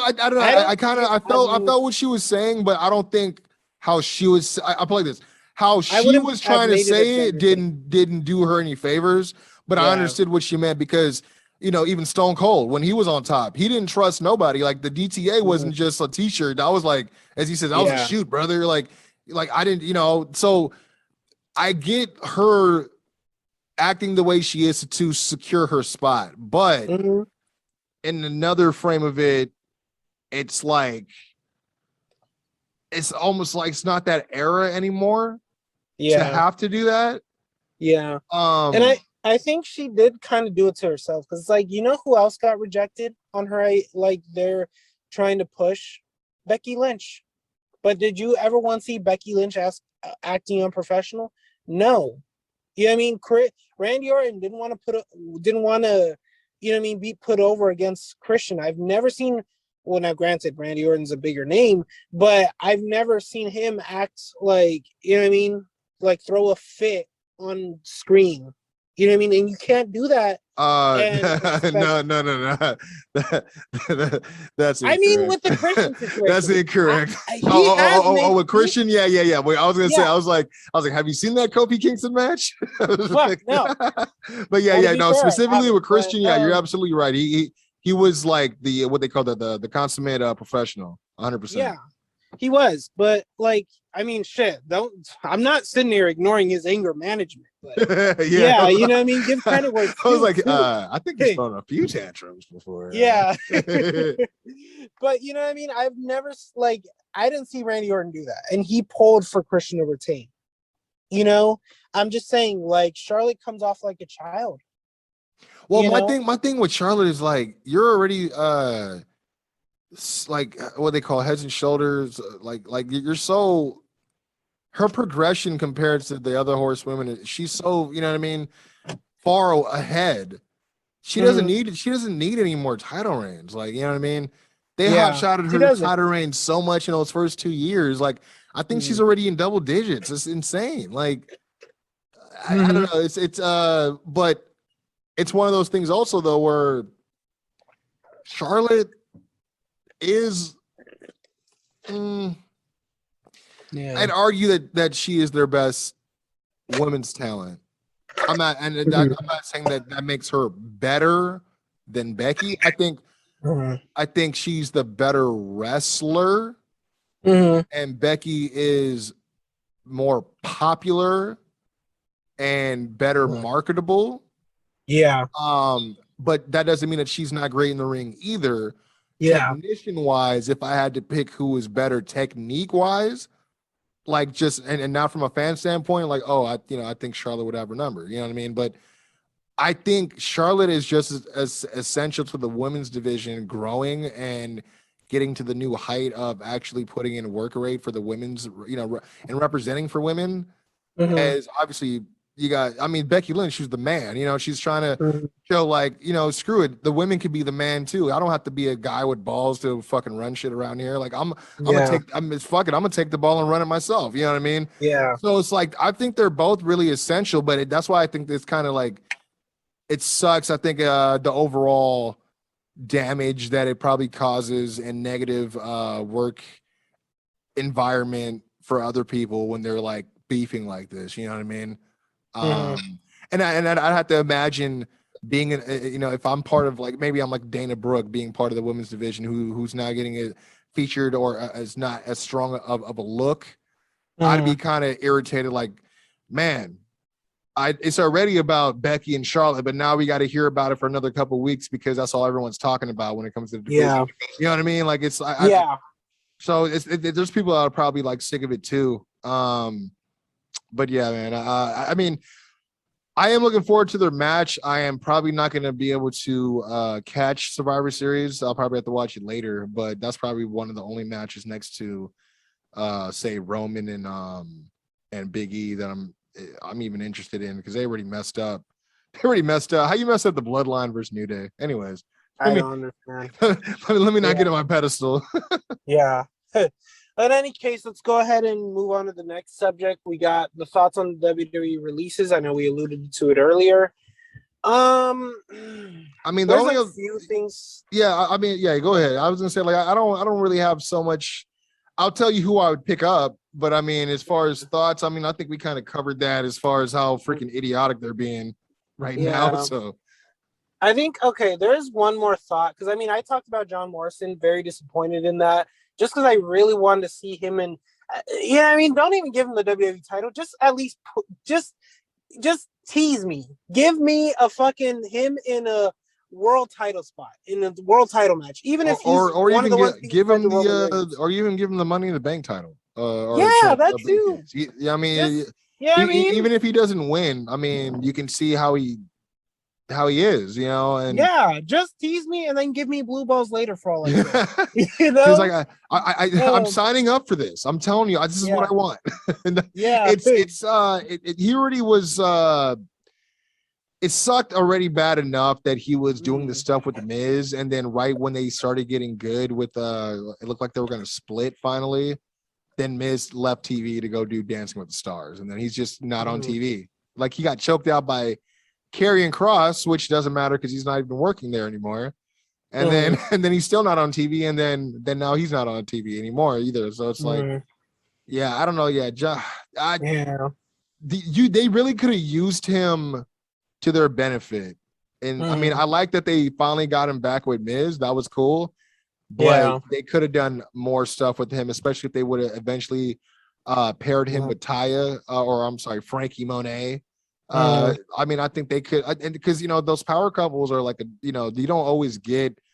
You may like the male might be great at promos, but the woman's like just subpar. But they're both great. She's an Amazonian in the ring. You know what I mean? She gets it done. It's like I look at someone like Taya, I'm like, oh, Vince would love her, and then you're like, what? Like, and she's been very vocal about her being fired because of her age. So. And at the same time, Johnny has to be probably around the same age range. So it's just, I don't know. It's such a waste. It's like, because then now I'm thinking like, okay, but you guys have Shelton Benjamin, who's probably older than him or just as old because he came from the same ruthless aggression era. You know what I mean? So I don't know. They like I said, they pick and choose when they want to.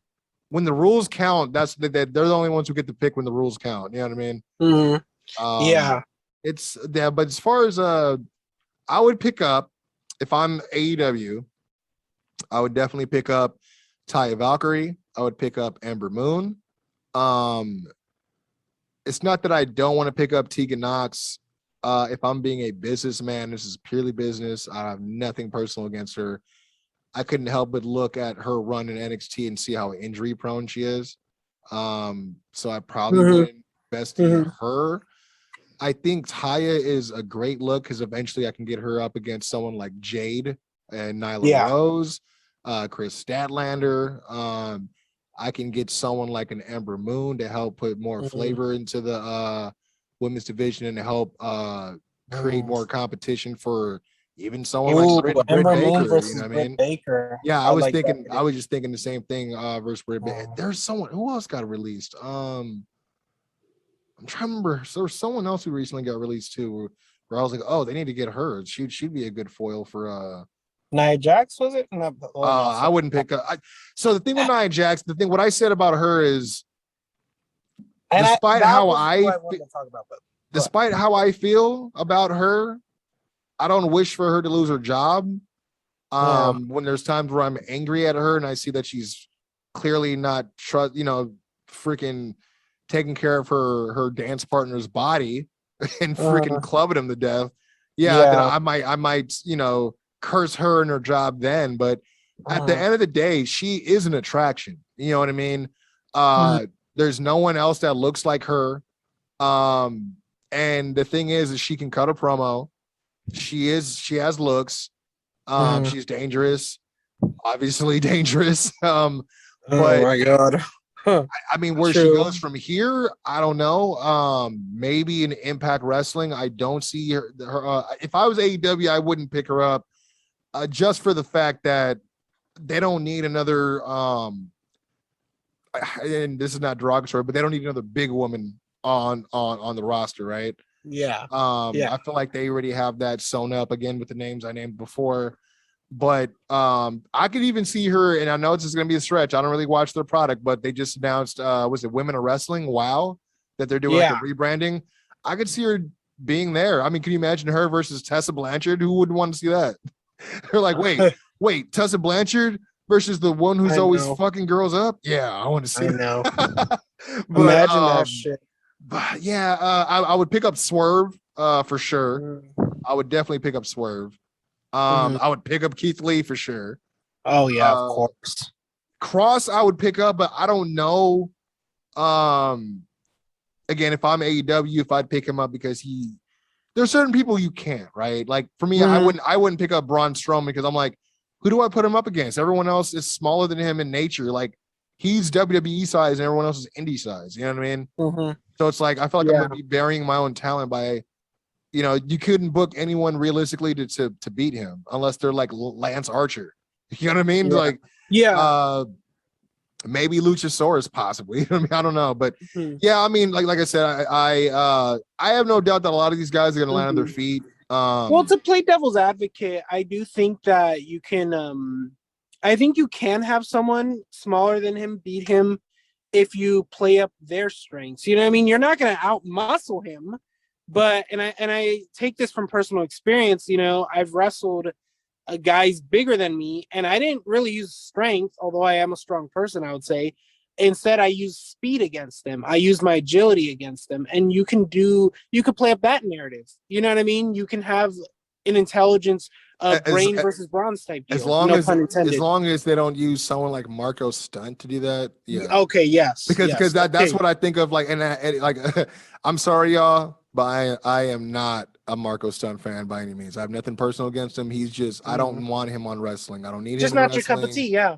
It's just like I can't as a wrestling fan watch him like I saw him in a tag match against FTR, and I think he did like a running head scissors to FTR. I'm like, there's no way. And they sold for him. I'm like, no, what are y'all doing? Like, there's no way. He's like 100 pounds soaking wet. Like, no way. Like, and you guys are like, and I mean, I actually ran into Scott Dawson, aka Dax Wilder, at the airport coming back from the show. That dude's he's a big dude. He doesn't look like it on TV. He's a big muscular guy. You know what I mean? So that's why I'm like, nah, dude, screw this guy. I can't have him. I can't support what he does. I love Jurassic Express, but I can't support that guy, dude. Like it's one of the, and that's what I think of when like certain people are like, oh, should they get him? I'm like, let me see. How is he going to look against a guy like Marco Stunt? No, it's going to make the company look foolish. You know what I mean? Like, oh man, I don't know. But again, like I definitely, it sucks. These people are getting released right before the freaking holidays. Granted, they're getting paid for another 30 days. Some of them 90 before they have to not be able to bring home presents for Christmas and whatnot. But I think that's the only shitty thing. It's like, you guys have to do it right before. Like, I don't know. Last thought on this. I will talk about Nia Jax really quickly. Look, if I'm being honest with you, and I'm sorry if this sounds harsh, but her release was a long time coming. I mean, honestly, I wouldn't pick her up regardless of her look. I would say only because like she's too dangerous for the wrestling business. I mean, and it seems like she prides herself on that. Like it's a very fucked up mentality to have. Well, I think she puffed her chest out talking about Becky Lynch. You know what I mean? I don't think she. Well, it's something you just said right now. I don't think she had pride. I think what it was is she puffed her chest out because she thought she was bulletproof because she was 100% recommended by The Rock. And when your cousin's The Rock, you think that no one could touch you. You know what I mean? Like, you're thinking, why would they want to mess up? You know what I mean? Why would we upset Dwayne? So that's how it came off to me, where she was just like, oh, I'm too rough, I'm too stiff. Well, y'all bitches just got to get more tougher. Like, you know what I mean? That's kind of the mentality it sounded like, you know? Yeah. I mean, I don't blame her for trying to get her spotlight in for the Becky Lynch thing, but that was bullshit. Yeah. You know what I mean? Yeah. And then you fast forward to, okay, that's an accident.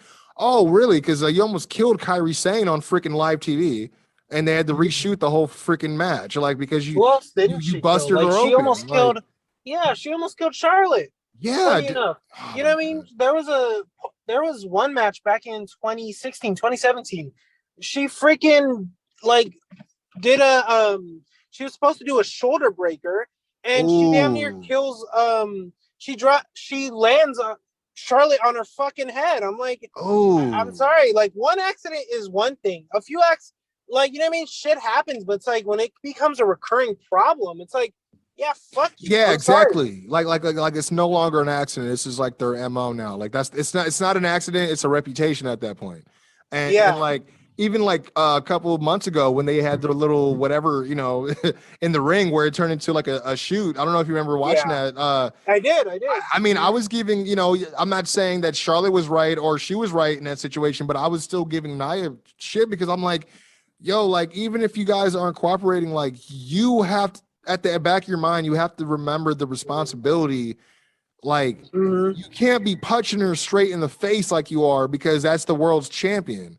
And she has to get on TV the next day, or she has to do, you know, there's like all these obligations that they have to do. Like it was almost like she was trying to do Becky Lynch part 2 and break her face.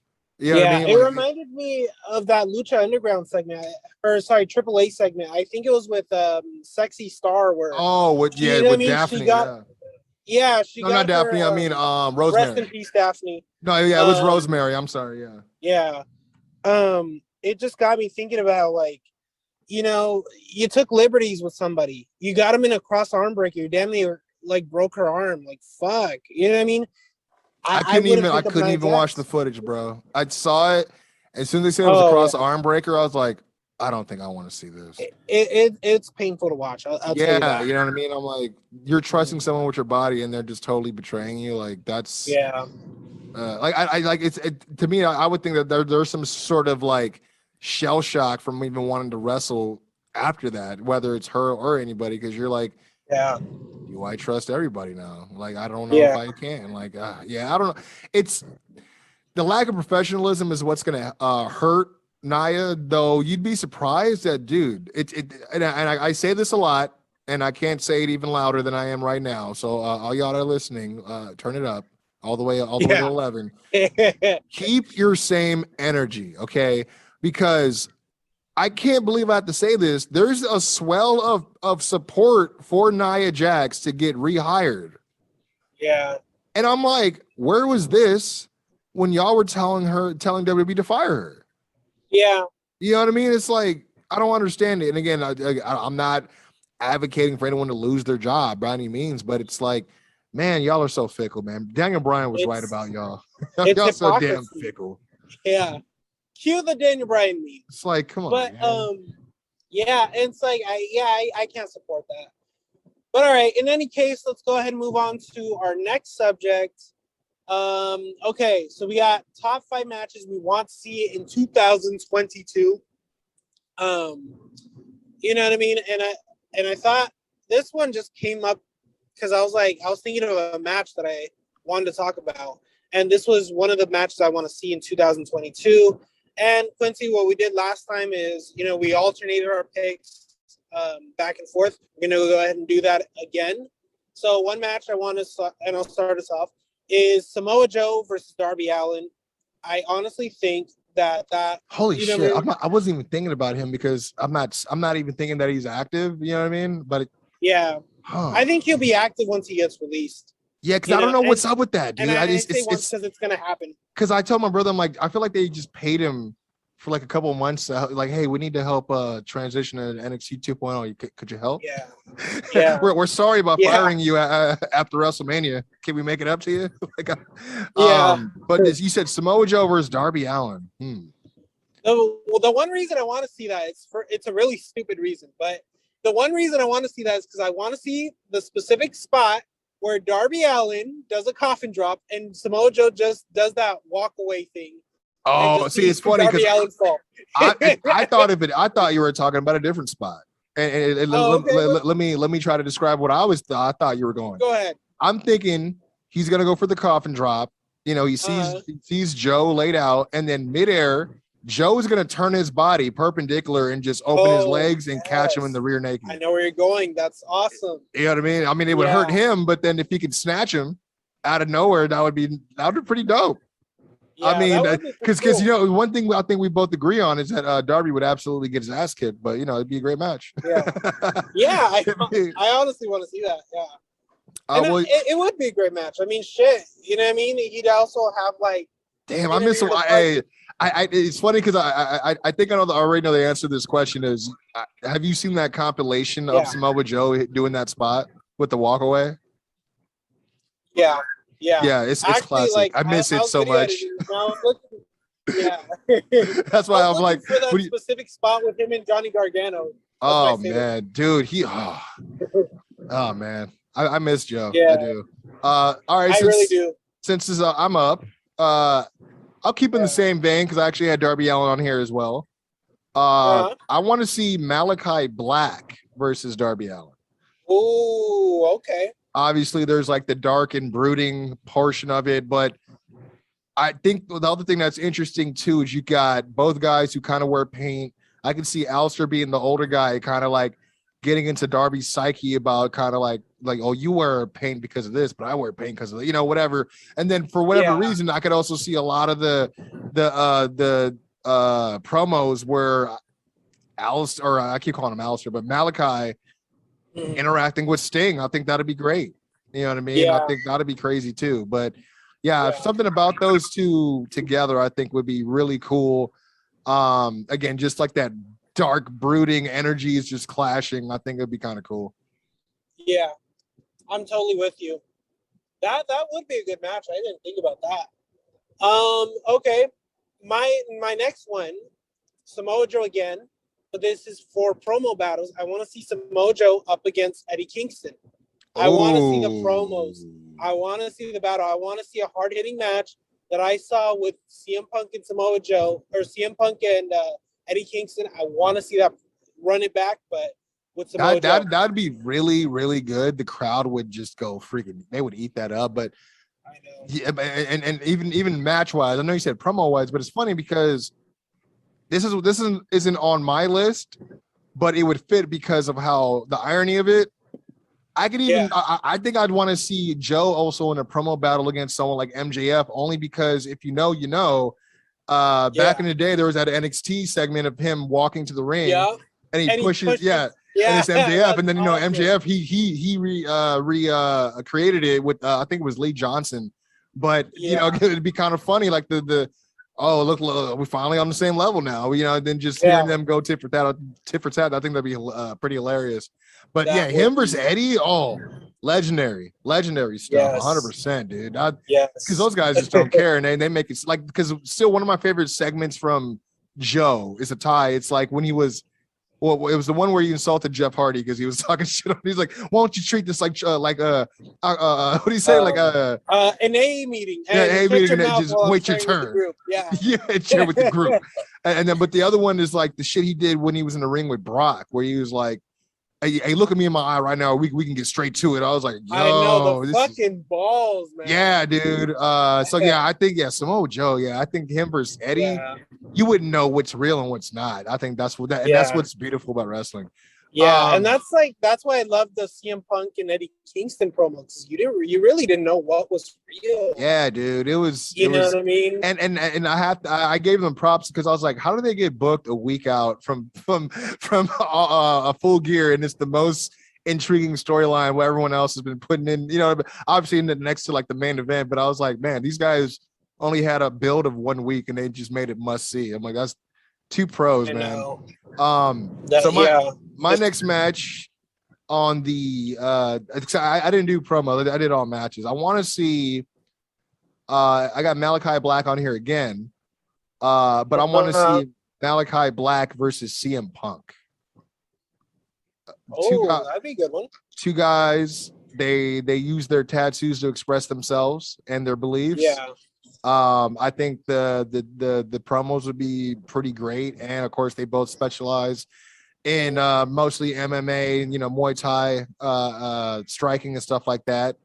I think they would have a really great time storytelling some stuff too. But yeah, those two I think would tear it up.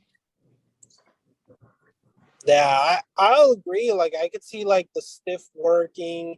I don't know. Like I don't know if you would say like I wouldn't say CM Punk's a stiff worker, but I do know like he can. You know what I mean? He can hit hard sometimes. And I think like he has great ring psychology. Aleister Black has great ring psychology. I honestly would love to see that match myself. And just to see how it would play out. I think the promo portion of it is what got me sold on it too. But then the fact that there's a few parallels between them, I'm like, I think that'll be kind of cool. Yeah, and two strikers. I that's why I think Hideo Itami versus Aleister Black worked the way it did because they. That was such a great match. Yeah, I know. Yeah. So funny you mentioned CM Punk. He's on my net. He's next on my list, and I want to see CM Punk versus Sting. I think that that's actually a possibility because he shared in an interview that Sting came up to him and said he's excited to work with him. And I'm like, as a professional wrestler who hasn't been back for 7 years, and how would you feel if Sting, who he's back and he's healthy and he's working in your company and he's like, hey, what's up, kid? I heard about you. I didn't get a chance to work with you, but I'm excited to work with you now. Like, what? Like that. I'm back to being a little kid, right? Like that's got to be the dopest feeling. So I honestly think that'd be really cool between them. I don't know how they get there. I don't know if CM Punk is a heel. I don't know how it goes, but that's a really good one. Yeah, I do like that a lot. I do like that one a lot. Honestly, at this point, CM Punk is one of those stars like Sting. He's not a babyface or a heel. He's just CM Punk. Like Brock Lesnar. He's not a babyface or a heel. He's just Brock Lesnar. Same with Undertaker. Like you can put them in whatever role, and they're just because it's their name value. Yeah, they're just gonna do what they usually do. But it's like, what I do, what I usually do. I just did it to a face this time. That makes me bad. But this is what you love me for. I think that'll be kind of cool though. And it dawned on me because I was like, the Eddie Kingston promo, like CM Punk did say a very heel line where he said like, I was a fool for seeing a potential in you because you're a bum. Like, dude, so it came off real genuine, like, because I've been there where you get mad at someone and maybe you're like, maybe I put you up on on this pedestal of seeing this greatness in you and not realizing that you weren't ready to even attain it or you couldn't. And so I related to that, but then he's like, because you're just a bum. I'm like, I know. So Eddie, what you finna say? Hard. Like, yeah, dude. Yeah. Even when he was like, Full Gear, that's kind of high up the card for you, isn't it? Maybe Elevation or Dark is more your speed. I was like, oh man, he's shooting right. I was like, this is crazy. But you see what I mean?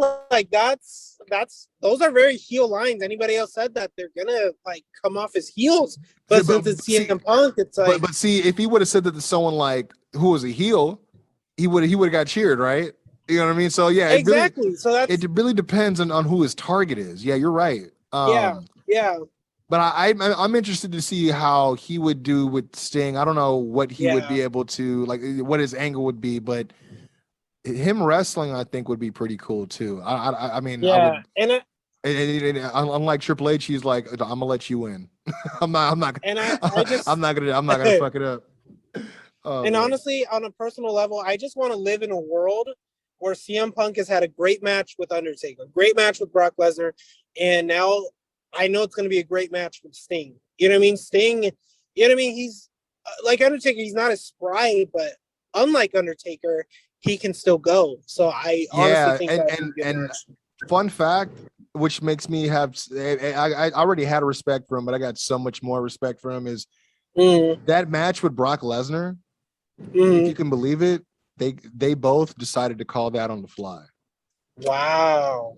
And the reason why I was amazed is because when I think of Brock Lesnar, I don't think of someone calling something on the fly. Yeah. You know what I mean? Like it looks so formulaic. All right, so we're just gonna get in there, do a couple of Germans, man. I'll let you probably do a couple of clotheslines, but then I'm gonna kill you again with another German. You know what I mean? It's like usually the same thing. So that's one of his his masterpieces where you're like, when you hear that, oh yeah, because I'm thinking, oh, I wonder how he's able to convince Brock to sell so much. You're like, oh no, they both called that. I'm like, yo, that's respect right there. You know what I mean? Like that's mutual respect right there to do it that way. Like that's so old school. Like I thought it was cool, but okay, so I guess it's my turn. So I'm moving away from CM Punk, but I'm moving towards a friend of his. I want to see Bryan Danielson versus Pac. Ooh, okay. It's just something about Danielson with this new work rate he's putting down. He's wrestling almost every week. And at the same time, the people he's in the ring with, he's making them look good, even though he's still winning. You know what I mean? Yeah. But someone like Pac, I'm like, who wins? You know what I mean? Like that's another high profile one, like a Kenny Omega for me. But Pac is hard hitting. He's just as quick as he is. They're relative in size. He's a little bit more top heavy, so he has more strength, to pick up Bryan if he wants to. But Bryan can wear him down with technique and picking a body part. That's what he's good at. So it's like. And then you think about someone who likes to take to the air, and then you got Bryan who has to try to put a stop to that. You know what I mean? It's always one of those tale as old as time as far as ring psychology, but I think they would have a really good match, and that I think it would be pretty good. Really hard hitting for sure, especially with Bryan wanting to kick everyone's face off. So he's been on a roll lately. Yeah. Honestly, and I think that'd be cool. Now another match I want to see. No, and so with you, I feel bad rolling up, not saying anything, but so honestly, to add to that, I love technical wrestling. So you add an aerialist and you add a technician there. I think it'd be a great match. And I know Bryan, just again another worker with great ring psychology. I'm gonna honestly I'd love to see that myself. So my next match, I'm gonna say, because I honestly think he will get back in the ring, Kurt Angle. I want to see Kurt Angle versus Kenny Omega. I think if you're gonna have anybody work with Kurt Angle, you got to go with Kenny Omega. There's nobody else. Unless CM Punk, but yeah. I love Kurt. I absolutely do. He's one of my favorites. I don't know if I want him to come back. And that's only out of love. I felt really bad watching how he had to wind down his career in WWE with the Kurt Angle retirement tour stuff. And he was a little slower. But he was giving up wins. You know what I mean? I'm like, at least just have him go out on top. He doesn't what is anybody gonna get? I mean, it's one thing to get, oh man, I beat Kurt Angle, but yeah, you beat Kurt Angle who wasn't on top of his game. Is that really that big of a scalp for you to be raising in the air? You know what I mean? Yeah. So it's basically to say that they didn't really need to go the whole, he could put some guys over on his way out route. If anything, have him still be there and manage American Alpha like he should have been from the jump, but whatever. Just seeing how he was, because I heard about his neck issues and how he had to stand and just the daily hurt that he goes through, and then you kind of watch him in the ring, and I'm like, oh man, this guy, he loves this, but it's almost like I feel bad. It's almost like I'm like, hey Kurt, it's fine, man. You have the same amount of level of respect, admiration for me, top to bottom. You don't have to kill yourself anymore. You know what I mean? Yeah. But and the only reason I say that is because based off the match that they gave him with freaking Baron Corbin, which I'm like, why wouldn't it be John Cena at least? It makes so much more sense. But based on watching the match he had with Corbin. Hang on, Quincy. I'm gonna I have to do something really quickly. Just go ahead and keep talking. I'm sorry. No, it's like, yeah, I was just gonna say, based on just the match he had with Baron Corbin, it didn't lead me to believe that he is ring ready. I mean, I think if he had enough time, he could get ready for a big match like a Kenny Omega. But knowing how physical Kenny Omega gets in his matches, I don't know if that's something that I could see Kurt Angle and his body enduring now in this point in his career. I mean, I think he'd do it. Like, yeah, let me just say, he would 100% accept the match and do it. I just don't know for his own health and well-being if it's worth it. But damn it, I love Kurt, man. I wouldn't imagine he's happy not being able to do what he wants to do. At this point physically. I mean, I don't know. That's the thing. I don't know if it's because it's him calling it quits. I don't know if it's WWE who is, and their doctors who are making him quit, or basically they're not gonna allow him to be in the ring under their contract, under their company contractually, and just for the sake of anything happens and liability and stuff like that. So I don't know if that's where they went with it. And he's just not cleared, or if he can't get cleared. But I mean, if he's working out and he's clanging and banging and he's training hard and he can get absolutely cleared, then yeah, man, I want to see it. I mean, as long as he's doing his training and he's doing the best he can to take care of himself in the process of the training, because there's always running risk of hurting yourself during training and while trying to get back to professional shape, not even just physically, but like cardio wise and stuff like that. So again, dude, if it's something he can get cleared with the doctors, and he goes through it properly, he goes through the training, let's do it. But not for the sake of, man, I wish I could erase that Baron Corbin match and have people talk about my last match against Kenny Omega instead. You know what I mean? Yeah.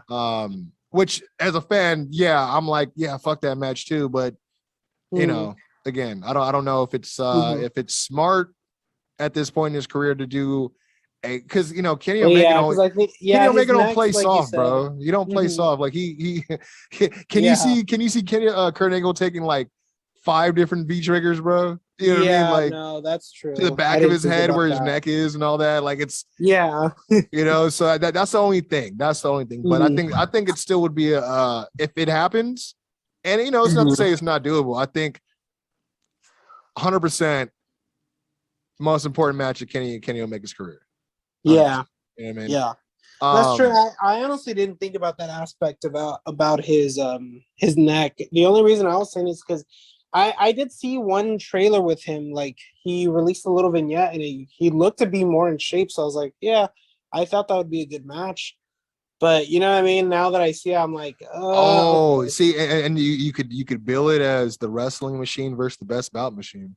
Yeah, that's true. That's true. So, it goes back and forth. So who's your next pick? Oh, my next pick is no, you're good. I want to see, and I heard that there was a rumor that this was supposed to happen, but don't know if this will happen. Hopefully, it eventually does next year. All good thoughts, positivity, and prayers going out to this guy. But I want to see Hangman Page defend the title against Jon Moxley. Both That'd guys love to scrap. I mean, you got a cowboy and you got a lunatic. I mean, let's put them in a room and see who walks out. You know what I mean? Like, I'd love to see that one. Hangman Page, I gotta check out more of his stuff, and since I'm getting into AEW a lot more, I do think like he is pretty cool. I've seen his finisher. It's really cool. So I'd like to see that match personally myself. Yeah, it's weird because I would tell you what to watch on him, but it's worth seeing where he came from, because he came from Ring of Honor. He was part of a tag team that was going nowhere. And then they kind of separated him from that tag team. And then he still was kind of just like if there's the elite, you were like, okay, he's number 5 out of the 5. You know what I mean? He's there, but he's kind of like he's like the enforcer, like still important, but like probably not like the guy you go to see just yet. But then he started getting on BTE and doing a lot more of the New Japan shows with the Bucks. And Cody and the Bucks took a liking to him, and they started protecting him, and they actually got him in Bullet Club. But it's funny, Tanahashi from New Japan, he there's been a lot of quotes on him saying this lately, that he always knew that Adam Page was going to be great. He said, I kept telling him he just needed to leave Bullet Club. I'm like, okay, 2020 hindsight Tanahashi over here. But but yeah, Hangman Page is great. He has a lot of moves he doesn't do anymore, because he was trying to figure out who his character was. So it's like he used to do, believe it or not, he used to run off the apron and hit a shooting star press, but instead of a shooting star press, it would be a shooting star shoulder block. Right? What? Yeah, That's so crazy. It's like, so think of, he's hitting it on a standing opponent, but then it's like, but why would a cowboy do that? You know what I mean? It's like, certain things that he started like actually building his character up and picking and choosing what to put in his arsenal. So if you get a chance to check him out, and I like that, you might catch some of his older stuff, but before he got into the Bullet Club, before he got into all the other stuff. But I like him because he's like a modern spin on like that old school rugged wrestling.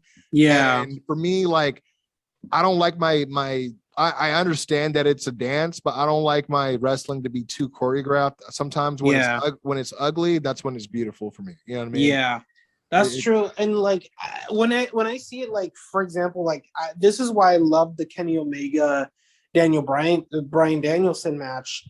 That the first one, I don't know if they've had another match since. No, it was just one. Yeah. Okay. I love that match specifically because I mean, it might have been choreographed, but it came off so natural, like a fight. You know what I mean? You see Daniel Bryan literally working that shoulder, and you see him like ramming Kenny Omega's shoulder into the turnbuckle. You see him like just absolutely making Kenny Omega, just putting him in pain. You know what I mean? And that's what I love. And that's like that's why when you told me like what's it called? Adam Page, not doing that shooting star shoulder block, because why would a cowboy do that? It brought me back to Undertaker saying, like, what I mean? He could do all the athletic stuff that other guys could do, but what I mean? Why would he? He's a dead man. And I don't know. I like that mentality. Like, even and not to go all the way back, like I was just bringing up Undertaker and that 100%, that aspect 100% to my brother, because one of the guys from NXT 2.0, Odyssey Jones, I don't know if you're familiar with him. I'm not. He's a bigger guy. Like, he's like a second coming of Mark Henry. Bigger guy. He wears the singlet. He has like dreads and stuff. But he's on the bigger side. But dude, this guy did a diving attack off of the middle rope. And I was like, what the hell are you doing? Like, it was like that one time Diesel or Kevin Nash said he did a sunset flip pin. I forgot on who. And he said as soon as he got to the back of the curtain, Undertaker pushed him up against the wall with his arm on his throat and said, next time I see you do that, I'm going to hit the ring myself. Because he was like, you're a big man. What the hell are you doing hitting a sunset flip? You know what I mean? Yeah. Like, so it's like stuff like that where I'm like, what who is back there trying to, like, I mean, like, who is there to tell you guys what's going on, man? But I believe the next match is on you, sir. Yeah. No. And to piggyback one more time, sorry.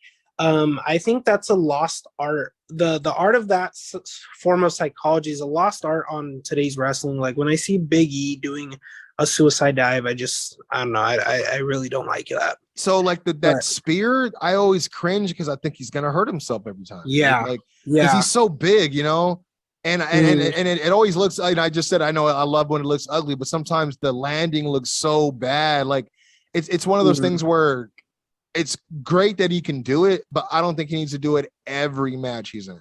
Yeah, He needs to save it for like, it's, I don't know. You got to savor some of the moments, Yeah, I feel like he's gonna kill himself.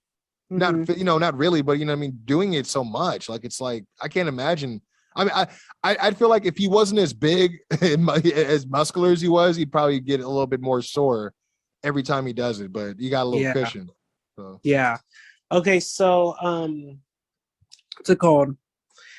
Honorable mention here, because I know you said you had an honorable mention before we started. Cesaro versus Brock Lesnar. I think that match would be really good. The idea. That's been one of those ones that people talked about for a long time, in the fact that it's like, and then the idea Paul Heyman guys, yeah, I know, right?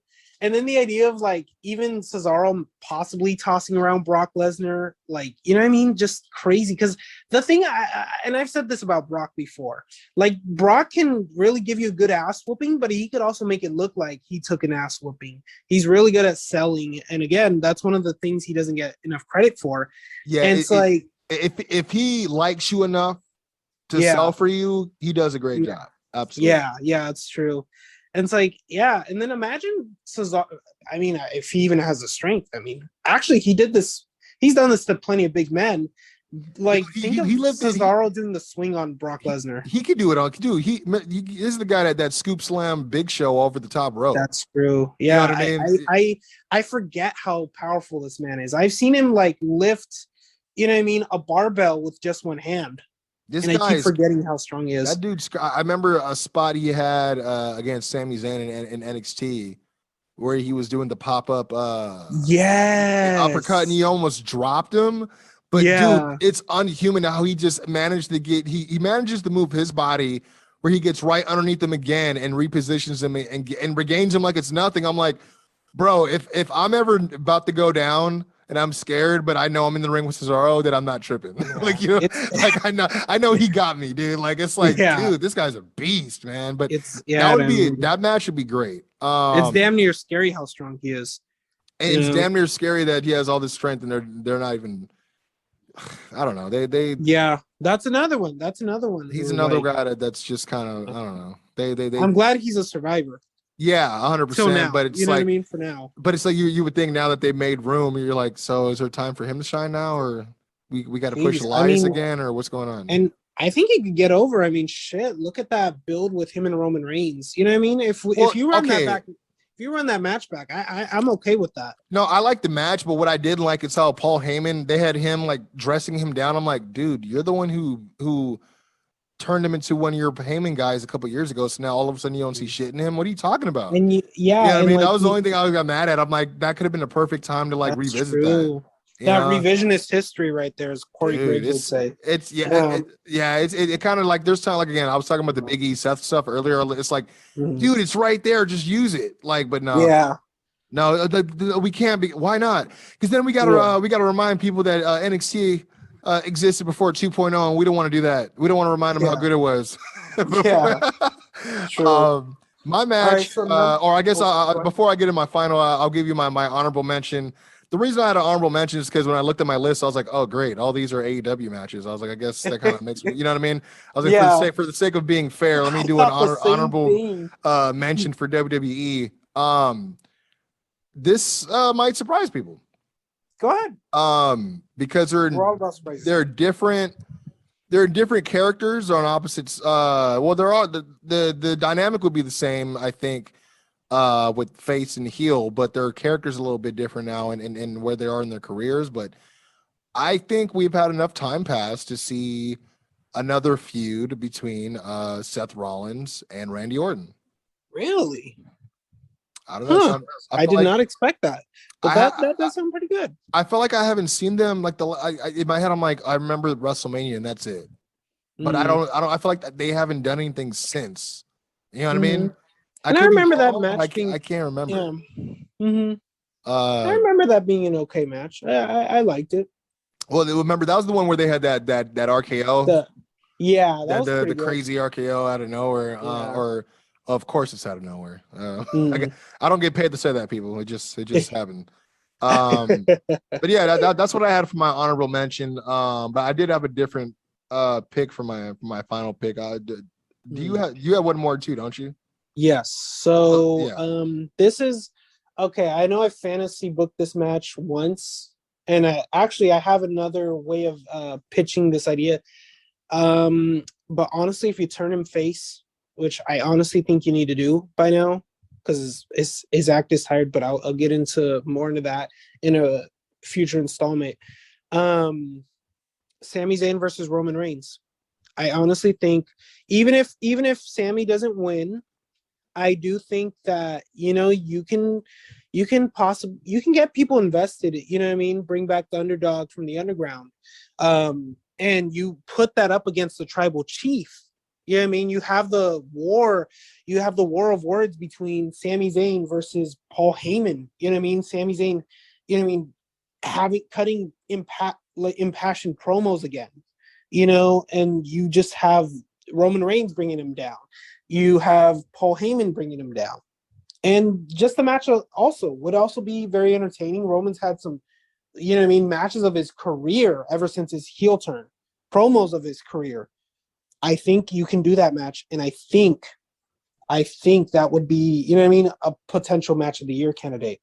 I'm kind of losing hope that they'll push Sami, but yeah, that's the only thing. That's the only thing I was gonna say is you don't have to convince me.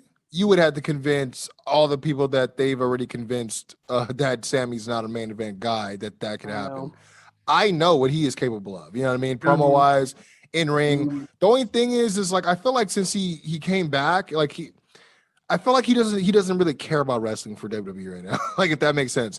He was out for so long with he got both his rotator cuff surgeries.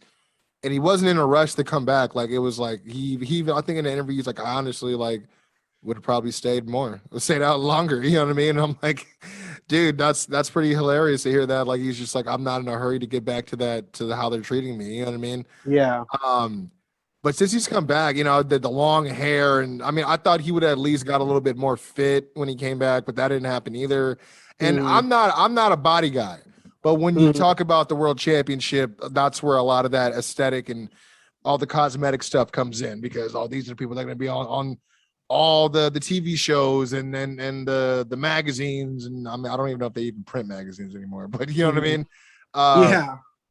But I think it would be a good program to help an underdog Sami Zayn, because you need someone that is that high on the food chain as a Roman Reigns against someone, I guess, that low on, under the underground, so to speak. Yeah. To you know what I mean? Because there's always going to be, there's movies based on that dynamic. You know what I mean? Like it's Rocky. Whether it's the upset or just even, like you said, he could lose but still win with just the journey. Yeah. The only problem with that is, okay, he loses, then what happens to him after that? You know what I mean? Because that happens a lot. Like Cesaro, they did a good job, like you just said, with Cesaro, and then we didn't see him after that. He just dropped off the face of the earth again. You know what I mean? So and it doesn't do anything for him to do that. You know what I mean? He didn't get like a Roman rub. Like he gave Roman a great match. If anything, he gave Roman the Cesaro rub, and then he's just gone, but we see Roman back on TV. You know what I mean? And I love Roman. I agree with you 100%. Best promos of his life, best matches of his career, 100%. Ever since he flipped the switch. But yeah, they kind of been doing his opponents. They'll bring his opponents in to be relevant and give him a good look and a good shot, like they just did with Kevin Owens, because they did the same thing.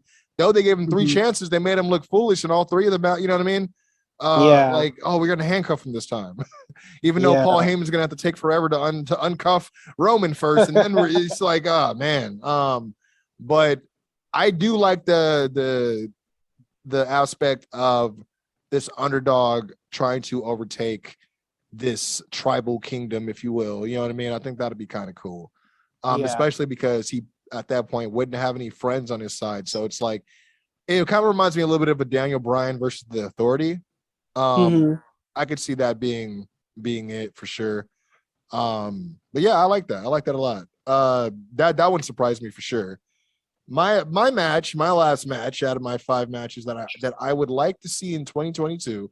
And actually I just thought about it, dude. I don't know if you want to redo that one, because his contract is supposedly up in January. So he may not even be there next year. That's true. Well, Maybe in a future episode. Yeah, but there you for go. now, I'm kind of holding my breath. He's like, nah, he's signing. I already know it. Yeah. He's re-signing, damn it. My last match is again another AEW match, but this is a and tag it's funny, team match. I think Kevin is re-signing too, but I don't think so. I don't think so. His contract is up in December. Is that his contract is up in like 3 weeks? Yeah. I don't know. I think so because he's Kevin Owens is a family man. Ultimately, he's gonna and I don't think that's a character. I think that's really who he is. No, 100%, dude. 100%. Like, I think he'd resign for that for his family. I don't see this. This is why I don't think so, because it's not like he'd get less money signing with AEW. And if in fact he'd get the same or more to work less. You think so? Dude, well, these guys work one day a week. I keep forgetting. Yeah, these guys work one. Like Rampage gets filmed the same night as Dynamite. A lot of people don't know that they film it right after. So they're only working one night a week, and they're not doing house shows. You know what I mean? So I didn't know. Yeah. You know, so it's like that's kind of the dream situation. You know, whereas a lot of these guys they hated being on the road 5 days out of 7, and only being able to spend one day to fly home, and then the other day to see their family while packing for the day after. You know what I mean? So it's like, hey, I could pack for one day, fly out for the show, and then see my family for at least 4 days. True. Like, you know what I mean? He can be there for he can be there for more of his family's moments. You know what I mean? That's totally true. Shit, all of that went and all of his friends are over there. He doesn't have to worry about a script. He doesn't have to, he can be Kevin Steen, and even better, he can do the package pile driver finally for the first time in so many years. There's so many pros for him going. Like, I don't know what else there's left for him to do in WWE at this point. Again, they try to make him relevant with the Roman stuff, but it's like, and now we're just gonna go right back and send him to Raw and just turn him heel, and who knows what's gonna happen? Like, you know what I mean? I don't know, but my last match for my 5 matches I want to see in 2022. This is actually a tag team match. Go for it. And these guys have been criminally overlooked for a while, or I don't know if it's overlooked, more so is the booking of the tag division has been kind of weird. But I don't know who the champions are, but I just wrote who the champions are for now. I want to see Santana and Ortiz versus Lucha Bros, or I put parentheses whoever the champions are, but I want to see them finally win tag team gold, because it makes no sense. They came in so hot, and it's been like almost 3 years, and they haven't even got. I think they have had one championship match, and they haven't gotten that. It's just so insane. I don't know. Like for me, I love that the Lucha Bros have them, but I'm like, why did it take so long for them to win? Yeah, like they're too good for them not to have. I mean, it made sense that they were the ones to beat the Young Bucks, because that their rivalry is always going to be, one of those things. So but it's like, they should have high key been the first champs. I mean, no shade to SCU, but I'm just saying, to me it makes more sense. But I mean, that's all I had to say with that one. I mean, I don't think I have to sell that one too much. But yeah, that's all I got. That's all I got. For sure, I like that. Good list, man. I really enjoyed it. You as well, man. Yeah, I like it. I like hearing the creativity. I mean, of course, when we're not watching it, we're busy booking it in our head, right? So it's like I literally man, I don't know. I honestly love playing Booker sometimes. But yeah, hell, I'm gonna be honest with you. I mean, you might believe me, you might not, but the whole man gimmick with Becky Lynch, I actually proposed something similar to that back in 2016, where I thought she should have had like a DTA type character. But meaning like not just for any woman, but like specifically you were saying that for Becky? Wow, okay. Yeah. I mean, because just that character for a women's wrestler on paper sounds different, but like the fact that you specifically were tailoring it to Becky, that's interesting. Yeah. And it's like, well, I'm the resident Becky fan, so especially in 2016. You know what I mean? But yeah, I'm honestly just happy to see like where she's come, you know what I mean, since 2015. I mean, I had to. I'm a huge Becky Lynch fan as well. My brother, he knows, like back when she was doing the NXT thing, and her gear wasn't as like fly or it wasn't up to par as like the Sasha Bankses and you know what I mean? It's just, but there was something about her. I don't know what it was. And then the crowd started getting into her. And I always remember that one episode. I think it was her versus Sasha Banks and she lost. NXT TakeOver Unstoppable. Is that what it was where she lost? But then even though she lost, the crowd was they sung her out the building. Yep. That was such a beautiful moment. Yeah, everything. It was great visual, like her crying. But and like, that's my thing. Like with NXT 2.0, and I know I keep fucking kicking the dead body.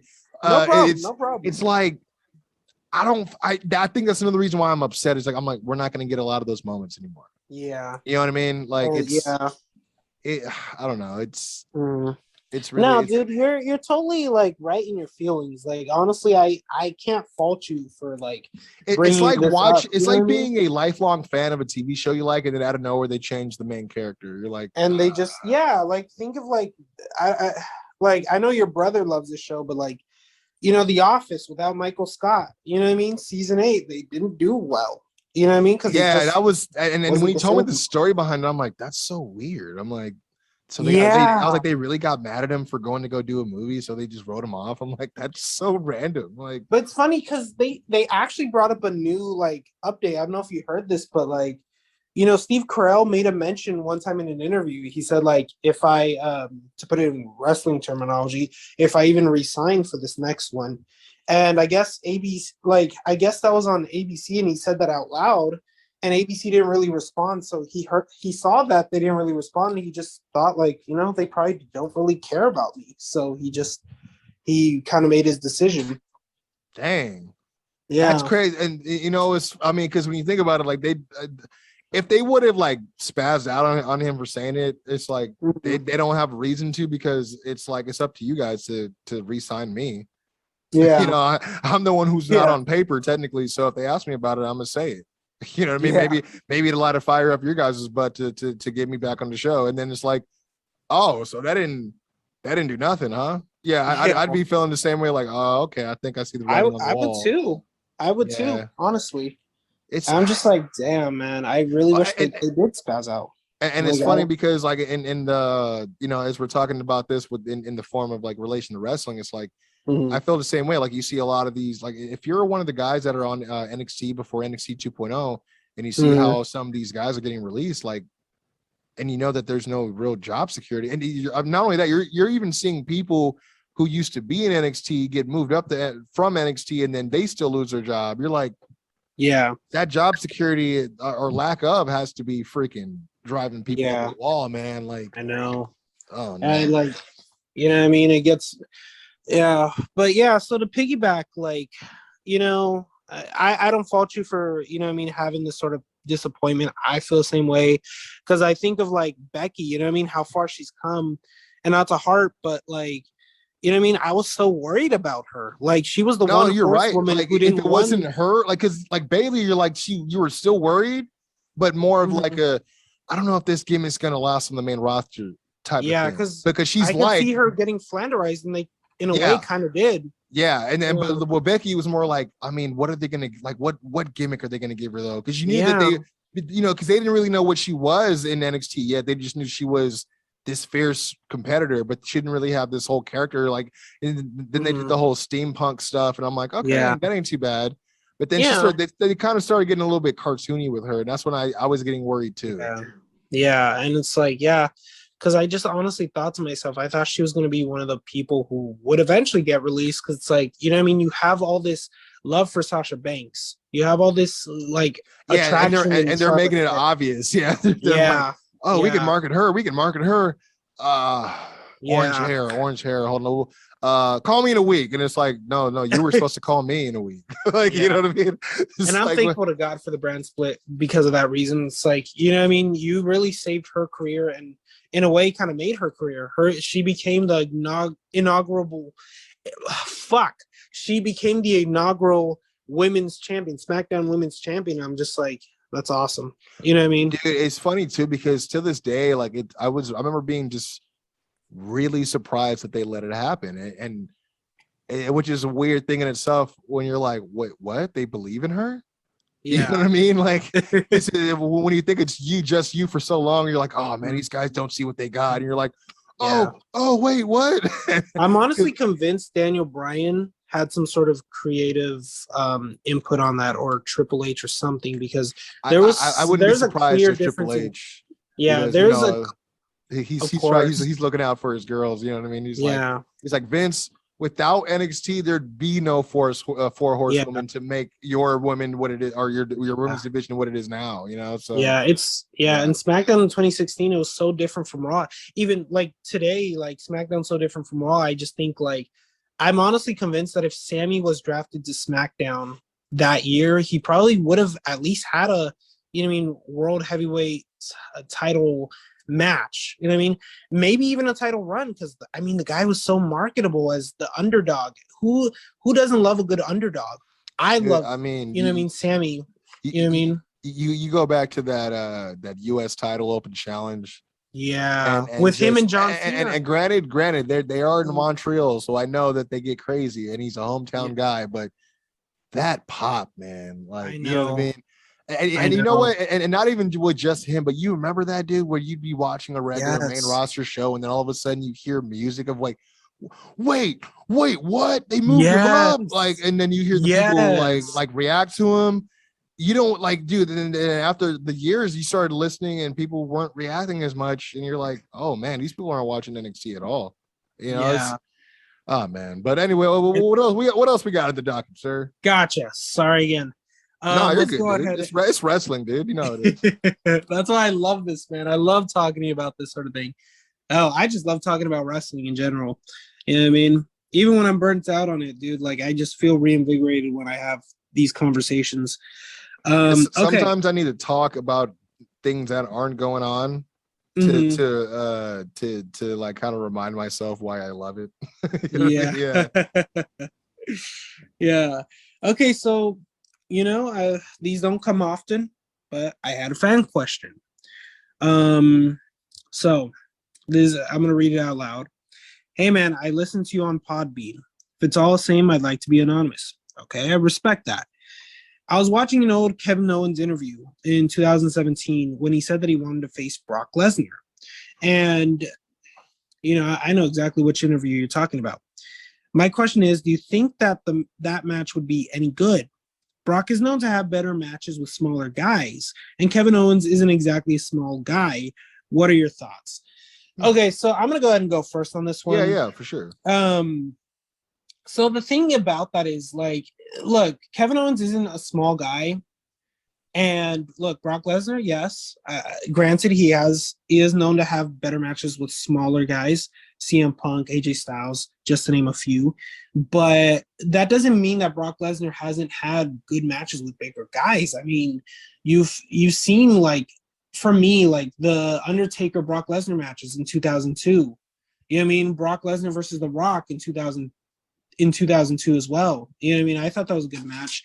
Now, granted, Rock was more lean back then, but you know what I mean? It was still a good match. And he definitely had a much different wrestling style than he came back. Yeah. With. So yeah, and that's one of those psychology things to kind of tie it back. Like, Brock Lesnar, like, yeah, he could still do those moves, like the Brock Lock, for example. I know that was used by Big E for a cup of coffee at one point. But it's like, you know what I mean? He left that back in 2002 because that's not his character anymore. And I think that's fitting, But, like, I think, like, Brock Lesnar has had some good matches with some bigger guys. You know what I mean? He had an okay match with Roman Reigns. At Crown Jewel. It's weird. I like the match that they had at Crown Jewel more than, because there was another match they had. I think it was at WrestleMania. Yeah, WrestleMania 31 or WrestleMania 35. 35. That one was not good. Honestly, I didn't really like either match, to tell you the truth. I know 31. Like 31 was like, I wasn't a fan of 31, but then all of a sudden when it turned into a triple threat, then it's cool now. That was pretty good. Yeah, that was really good. But you know it's funny though, because when I talk to certain people about that match, the way that they retell it, they're like, man, the match was really good, and then they just turned. I'm like, you felt like it was going good? Like you like, yeah, it was starting getting good. I'm like, it was honestly really? a glorified squash match in my mind. Like, yeah, I was like, dude, all we saw was like Roman getting German and out of his boots and him just smiling about it. Like that's all that was going on. Like I don't, we kind of need. I mean, if I'm Vince McMahon and I see how people are reacting to my main event like that at the end of the night, I'm like, all right, yeah, let's pull the trigger on that Money in the Bank thing. Yeah. You know what I mean? I'm thinking the same thing. It's like, I mean, honestly, like in terms of psychology, I can kind of see that, but overall, the match just didn't really deliver, in my opinion. Yeah, I mean, in terms of how you would fare against someone like a Kevin Owens, though, I think that'd be a good match. I think it would. I don't know. I think he'd only probably give him like a 7-minute match. It's interesting because he actually used to do the F5 when he was Kevin Steen. Really? He called it the F sync because it's the F5 in French. But Kevin wouldn't win in my eyes if I'm booking it. He wouldn't win. Yeah, he wouldn't win. He would come off looking strong. Obviously, the just keep fighting thing would be great. Yeah. You got the whole prize fighter versus the X cage fighter thing going on there too. Yeah. I think he probably would maybe. Obviously, the F5 is the easier way to go, right? Who kicks out the F5, right? Yeah. Unless you're like John Cena or Taker. Yeah. But for me and my money, I think he would have to choke Kevin Owens out or put him in some sort of submission to because I feel like Kevin just wouldn't know when to quit. That's his character. He wouldn't know when to give up. He would just keep kicking out. And in order, he's like, man, if I can't put this guy down, I'm just gonna have to tap him out. I'm gonna have to choke him out. I'm gonna have to choke him out for his own good. Because if I keep beating him up, it's just for his own well-being at this point. You know what I mean? Yeah. Yeah, that's true. But I think that would be a good. I do remember that interview. I don't remember the specifics he went into it about. But it did intrigue me when he said, "Oh, that's something I'd like to do was go against a guy like Brock." And I was like, "Really?" Like, I mean, obviously, people are gonna be like, "Well, you look at a guy like Brock. He's freaking, built from granite." You know what I mean? And then you got a guy like Kevin Owens, who obviously a little bit more body heavy, but he is a fighter. Like, you know what I mean? Like most guys that can kick ass, like they don't necessarily have they don't look like Drax, the destroyer. You know what I mean? Yeah. They just they just do their thing. You know what I mean? And, so I think Kevin would definitely last way longer than like a Ricochet. I think he'd be able to, and again, this is all dependent on how Brock Lesnar feels about Kevin in the company, his status, and that's what's going to depict how that match goes in terms of what he wants to sell, what he wants to do, the freedom they have. I mean, and the reason I say that is because it doesn't matter if you're a Dean Ambrose. And we saw it, he didn't want to do any of the shit he wanted to do. You know what I mean? Yeah. He's like, no, I'm just gonna do this like one of my regular matches and get paid for it. Sorry, buddy. But if he has some respect and mutual respect and wants to work with Kevin in that aspect, I think they'll have a great match. The same as like how him and AJ, the same as how him and Daniel Bryan had great matches too. I mean, it is funny. And I feel like he would, The Rock, Brock and Rock are friends to my knowledge, and The Rock has endorsed Kevin Owens, so I can kind of see just by association, Brock he's Canadian and technically Brock is now, since he's moved to Canada. So, there's that. That's true. That's true. He's like, oh, you're a family man? I don't give a shit about your kids. that was actually another thing I was thinking of. Like when I read this email, I was thinking like you can kind of have the idea of like family versus money if you bill Kevin Owens as the baby face in this role. Yeah, I would. Kevin Owens would have to be the face in that role against Brock. That's true. Yeah. I couldn't see Kevin Owens doing something so dastardly to Brock Lesnar that he didn't already kill him for. That it would, you know what I mean? prompt a pay-per-view match by then because he was so elusive. You know what I mean? Like, like I don't see Kevin Owens playing the heel and breaking into his house like Edge and Seth Rollins or nothing like that. You know? Like, oh, Sable's here. I used to have your poster on my wall. Like I don't see him doing that. I don't see. That would be pretty hilarious though. That would be good. All right. So in any case, let's go ahead and do our buy or sell. Okay, overall character build. What I mean by that is pretty much overall character, you know, matches, match quality, promos, character, you know what I mean, personality. Who's had the better one of 2021? I'm gonna ask Roman Reigns or Kenny Omega. I know they're both very debated people when compared. So I'm gonna go ahead and ask the question on to you, Mr. Jones. Buy or sell? Yes. I'm trying to think. And buy is like this is what I'm buying. Selling is I'm gonna sell to somebody else because I'm not interested, right?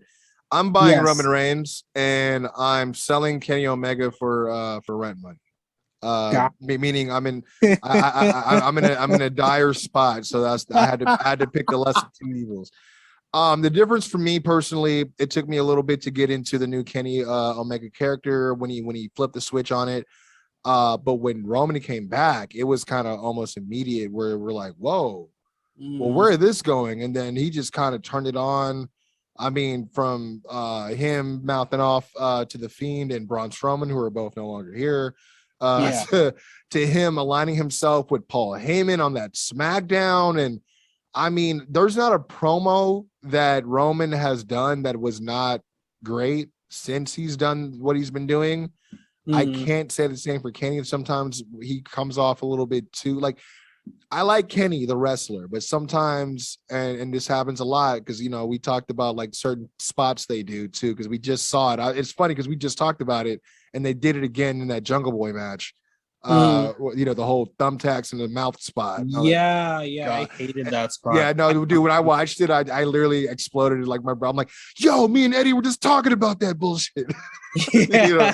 But with Kenny sometimes and the Bucks, I feel like I'm like, hey, you guys know you guys are on TNT right now and not YouTube. Like, I understand. Like, I watch BTE, but that can't be the only audience that you cater to. You know what I mean? And sometimes I feel like they're stuck in that mode of trying to get their little dumb inside jokes over when there's a majority of people who are now watching your product that don't know you guys from YouTube. You know, and that's something that they don't consider, that they have to educate new viewers. Sure, I'm probably sure that there's a lot of people who are already familiar.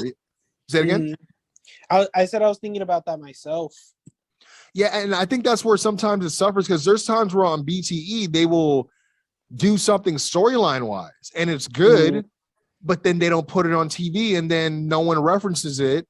And if you don't know to watch it or you didn't watch it, then you don't know why these guys are fighting now. And then you know what I mean? So I think a lot of in the beginning of Kenny Omega's run, he was doing a lot of that.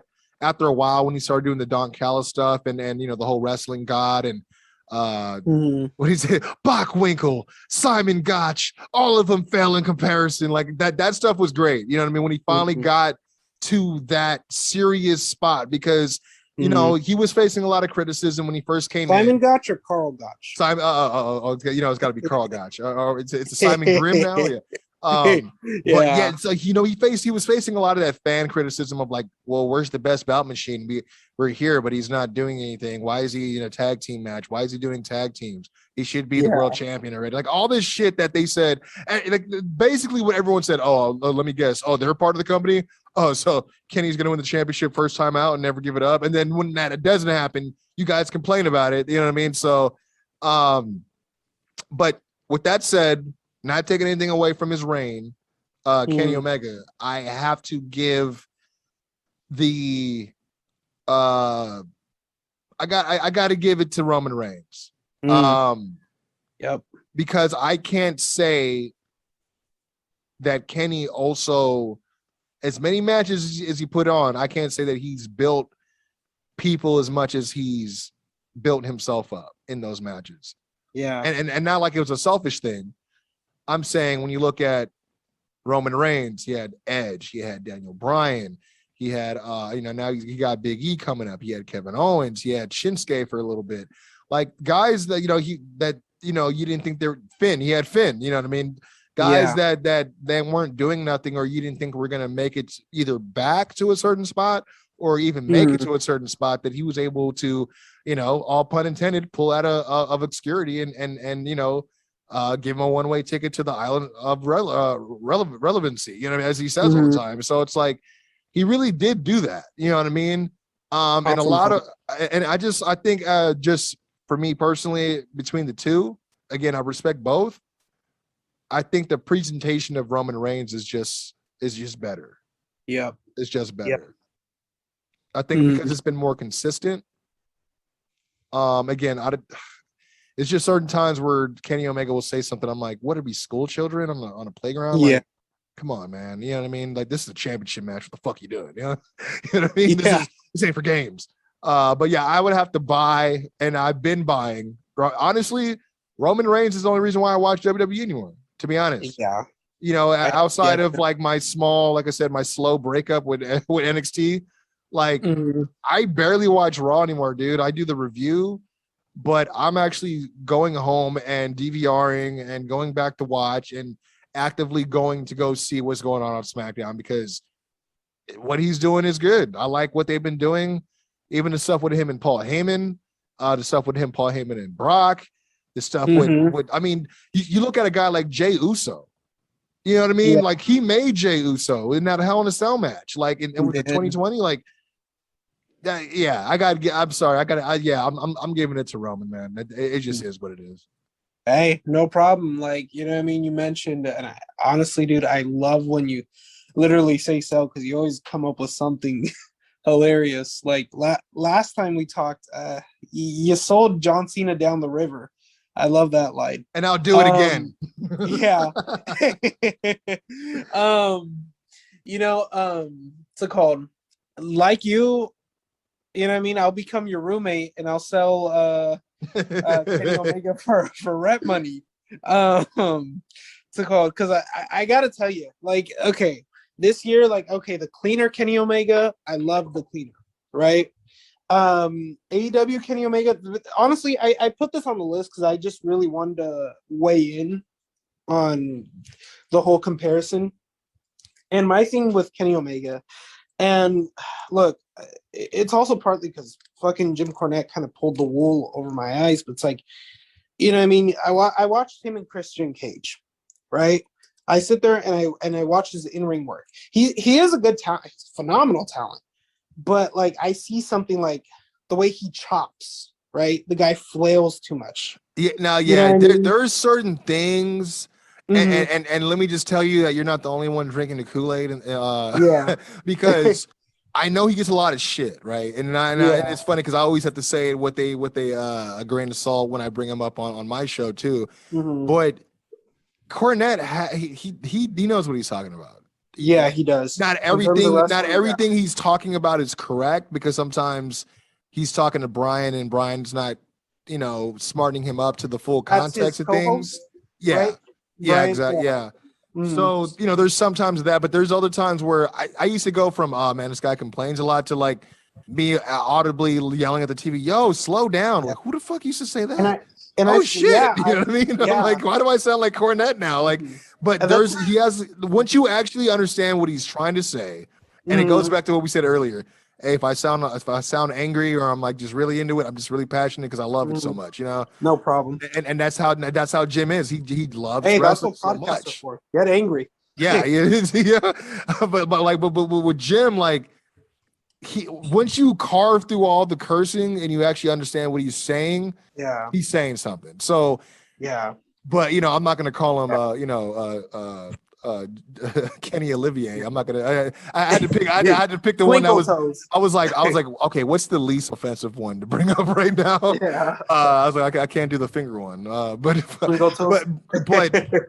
you're right. Like, there's things that I didn't notice about Kenny Omega until he was wrestling in AEW. I'm like, dude, why is he doing all this pantomime shit? Yeah, like, and that's what and like coming from like, like I have that old school mentality, and not only that, but like I think it was like, wrestling in high school. Like I've seen, that's why I'm such a big fan of like technical wrestling and Becky Lynch, because she does like the fundamentals. And I just think like Kenny Omega, like he's one of those guys who just kind of, look, I don't want to say he's just doing flashy moves, because look, he's a showboat, nothing wrong with that. But it seems more like he's just doing things to get a pop out of the crowd. Yeah, I mean, it seems like he can, work the right way. There's no right way. He can work the old school way if he wants to, but he's just doing the new school just to get, people to say, oh man, this guy's phenomenal, because he's not, he's just doing big moves and like, but I don't like his psychology. That match, another thing Jim Cornette pointed out was like compare that to Christian doing a chop. You don't see the flailing. You see him chopping him like a man, so to speak. He chops him hard and like with force, and I see that. Right. And it's not just that, like the promos, like you said,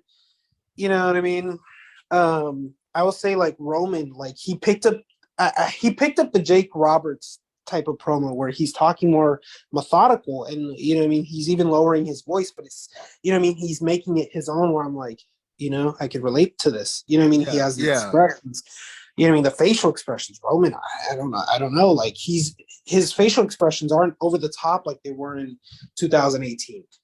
They're more realistic now, where I'm like, I like this. Yeah, I agree, because there was certain like that last promo he did right before the I think it was the contract signing they just had. Mm-hmm. I could have done without him, right? Signing it in blood or whatever that was, but the promo he cut was like probably one of the best promos he's cut, because it was real. He was talking about, we used to be friends, we used to be family. I wanted all this for you, but then, things changed. And I'm like, this is a real ass conversation two former friends would have. And I like this. I can invest in this. And of course, I didn't mind the surprise with Callis at the end, but it was like, it's almost like he started getting like figuring it out. You know what I mean? Because it's like, there's New Japan over the top, Kenny, because that's how everything is in New Japan. And you can get away with that because the fans tolerate that. That's what they look for. But this is American TV, and you got to kind of find that medium, and you got to not only figure out the medium that's going to, make you benefit the most and bring the best out of you, but also it's also going to satisfy these fans that, again, that criticism is always going to be bad, but I think he's found that medium. I mean, I at least for me, I found that a lot less people have been complaining about him in the last months with him being champion. So, I mean, again, I still tip my hat to him. I just gotta pay my rent. You know what I mean? Yeah. God bless you. Okay, so we're both pretty much sold on Quincy. Kenny. Quincy. Let's go ahead and Quincy Omega. I like that. What's it called? I feel like you've used that one before, if I'm not mistaken. Once or twice. Okay. you may have heard on a track I've done with a guy named Doc Lesnar. Oh yeah. You know what I mean? By the way, I gotta say, like, when I talked to him the other day, I'm kind of kicking myself because I thought of this pun the other day. You know what I mean? He and I were talking, and I was just thinking of this pun. I'm kicking myself because I didn't say this. You know what I mean? But I gotta say, dude, like, you're mad, Doc. You talking about the Mad Doctor? Yep. Before he was Doc Lesnar, he was a Mad Doc. Yeah, he's so funny. He's like, I remember he's like, yeah, I gotta retire. I'm like, why? He's like, man, people don't use the word mad no more. I'm like, I say it all the time. I was like, like, man, it was mad tight.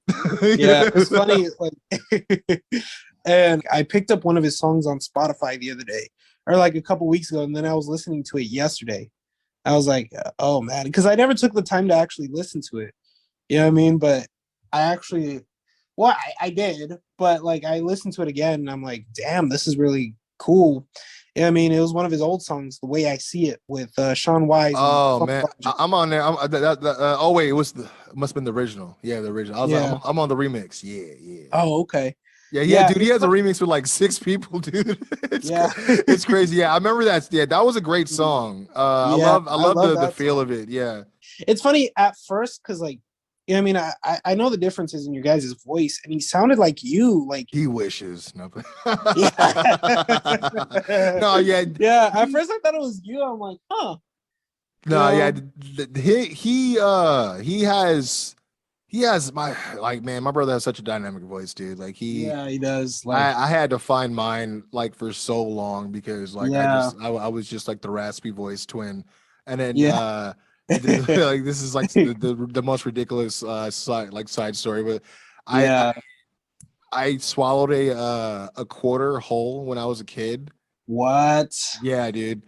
I was just laying on my back, just flipping it and catching it, like I was like Two-Face, you know what I mean? Yeah, from Batman, and I'm just flipping it, but no. And so I flip it, and then I think my grandma called me, and I turned my head, and bro, tell me why the quarter went straight down. Like I swallowed, like I didn't even try it; it just went. And then ever since then, my voice sounded different, and I never told anybody what happened. You know what I mean? Because as a kid, you're like, nope, can't get in trouble. I wasn't doing nothing wrong. So it's like, but with him, oh man, this guy, Mister, I used to call him. I used to say, oh, the microphone's here, because he's like, what? I'm like, dude, you have a loud voice, but it's not a bad thing. It's like you know how to project. By the way, I mean, I know we had talked about, Kenny Omega paying for our rent and all, but I do got to give a tip of the hat to him because, he has been wrestling hurt for quite a minute during that run. I forgot to talk about this news right here. He's scheduled to undergo operations on his shoulder, his knee, some abdominal issues, and they say likely for a septum issue, which is, for your nose, using different specialists for each surgery. It said that the surgeries won't be that major, and he's expected to be able to return to the ring as early as late February, though Tony Khan told him to take as much time off as he needs, which I think he deserves it. So, even though, like I said, we had to pay the rent,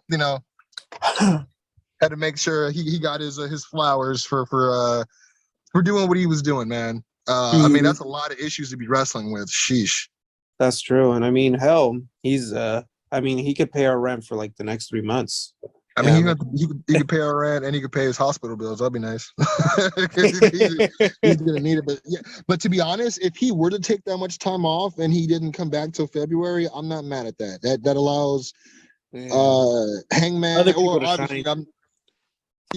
But it also obviously gives him enough time to freaking heal up and be the best he can be. But it allows Hangman to finally, after 2 years of being surrounded by the same storyline, he can kind of do his own thing, and shine and worry about his own title reign instead of having to worry about Kenny in his back, in his back mirror and all that. But yeah, man. I just, like I said, I just wanted to give him his flowers, because I don't ask me who's better, Kenny or Roman. That's why I'm glad you were smart enough to ask me about the character work, because I can give you that one straight up. But Kenny, hats off to him. Wishing him, 100% wishing him come back well. And maybe he stops doing certain moves. That'd be great. But you ready for the match recommendation of the week, my friend? Yes, sir. Absolutely. Go ahead and start us off, Mr. Jones. Okay. So I have a women's match, and I know you're like, what? This is actually a match I thoroughly enjoyed. It happened a couple weeks ago. I believe hold on. A month ago now. Hey man, your audio cut out. The reason I loved it is because hello?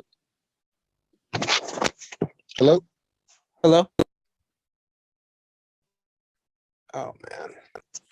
Yeah, I can hear you now. You can hear me now? You okay?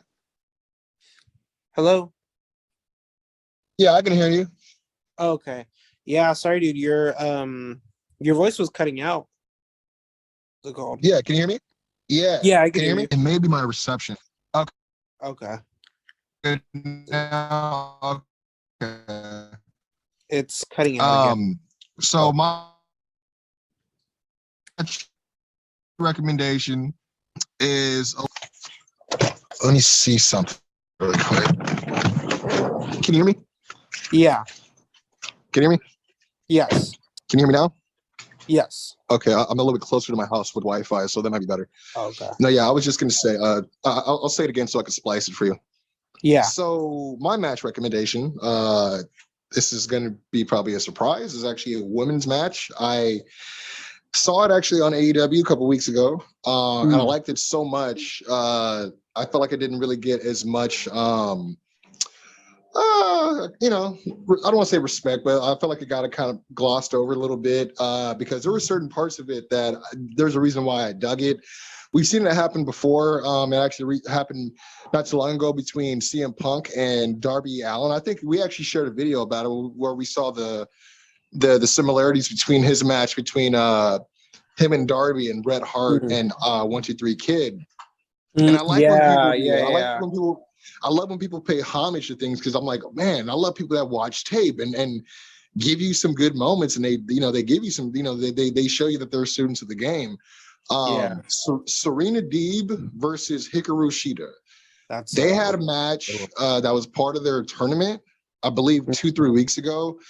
And if you knew, you knew. If you didn't, you didn't. It's one of those things. If you paid attention and you looked, and I know you're a wrestling fan, so once I break this down to you, you're gonna want to go and watch this. Yeah. They redid Bret Hart versus British Bulldog SummerSlam Intercontinental match at Wembley. Yes.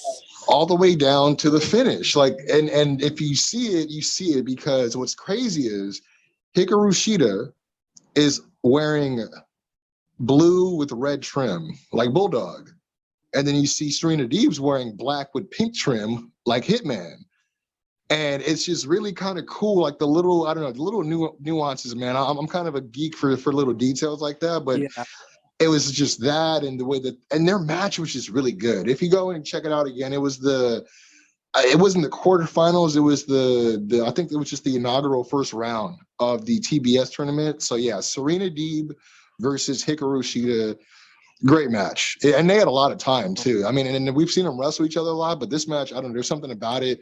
Hikaru won, and then at the end, there's some shenanigans where like Serena goes full heel. And that was another thing I like, is because you don't see that with women nowadays. They don't go that far as a heel. They just, you know what I mean? It's just something about it. It was so vicious, and I'm like, that's what I love. I'm like, it's, it's, I don't know. It just brought me back to like, oh man, we don't have to worry about scripts. We don't have to worry about sponsors. This is just wrestling right here, So, but yeah, that's my pick for the week.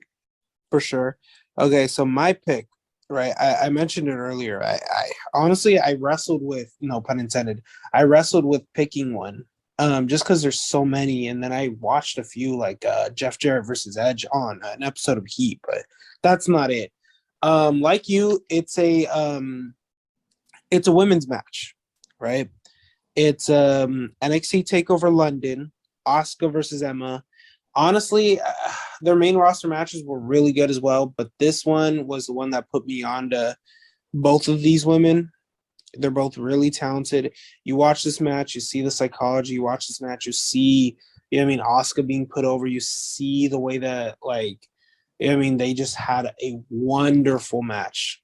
And the thing I think about too is you got to think about who you're talking about. Like someone whose character, who like that was Emma in NXT back then, but having a serious competitive match with Asuka, you know what I mean? Which is a good look. You got to do that sometimes. You got to move a lot of these talents out of that goofy bubble and get taken seriously as a threat, because once they get put in a position where they need to come off as one, it's more believable.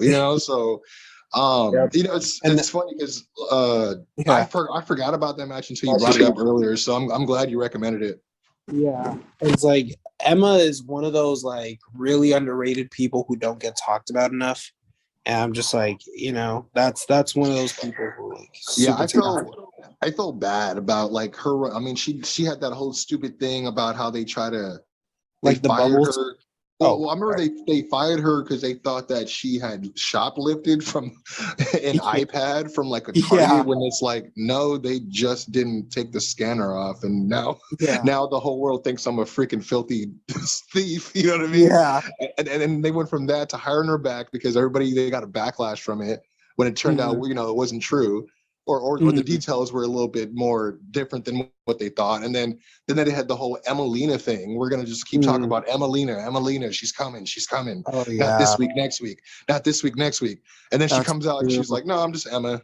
And just kills it. I was like, well, to be honest, I'm glad I didn't really dig the whole Emelina thing. No, I didn't know where they were going with it, but it was just like, dude, you guys wasted a lot of time of her career for nothing. You know what I mean? Like, But yeah, and I say that to say, 100%. Go check her out.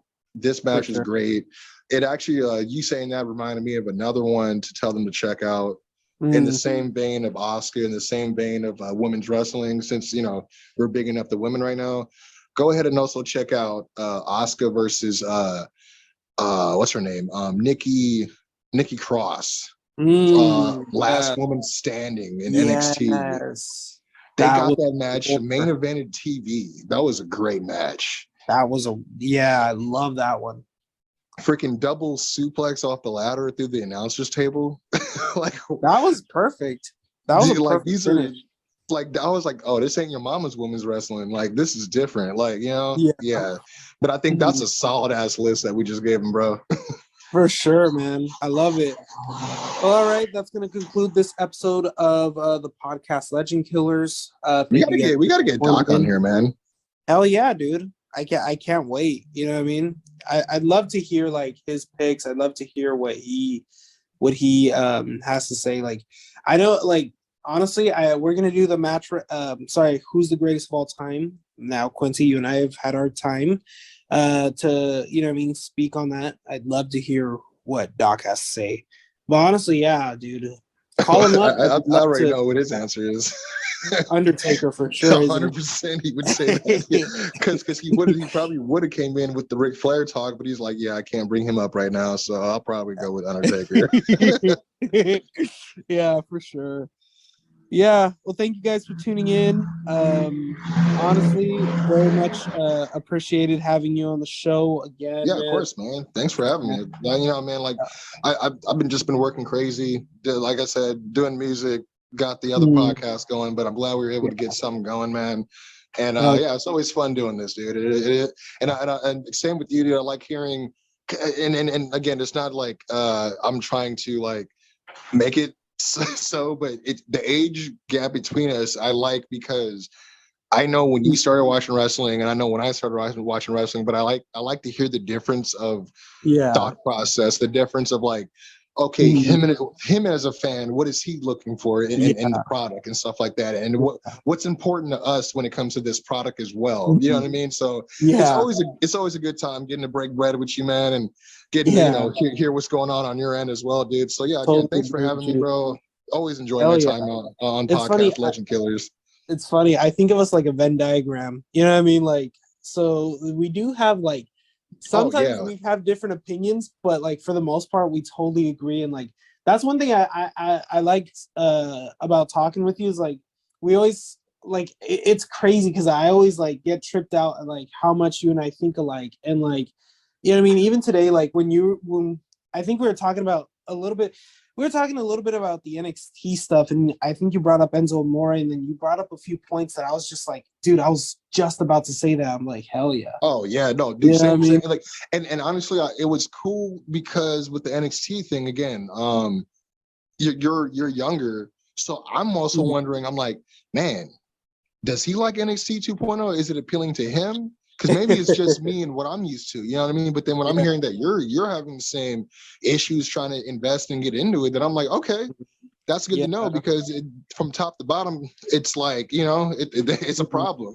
It's not just me being a boomer about it, you know what I mean? So it's like, okay, cool, you know, but man, again, it's funny. I was thinking the same thing. I'm like, honestly, I feel like when I see the NXT 2.0, and then I see that they don't build the stars, like, you know what I mean?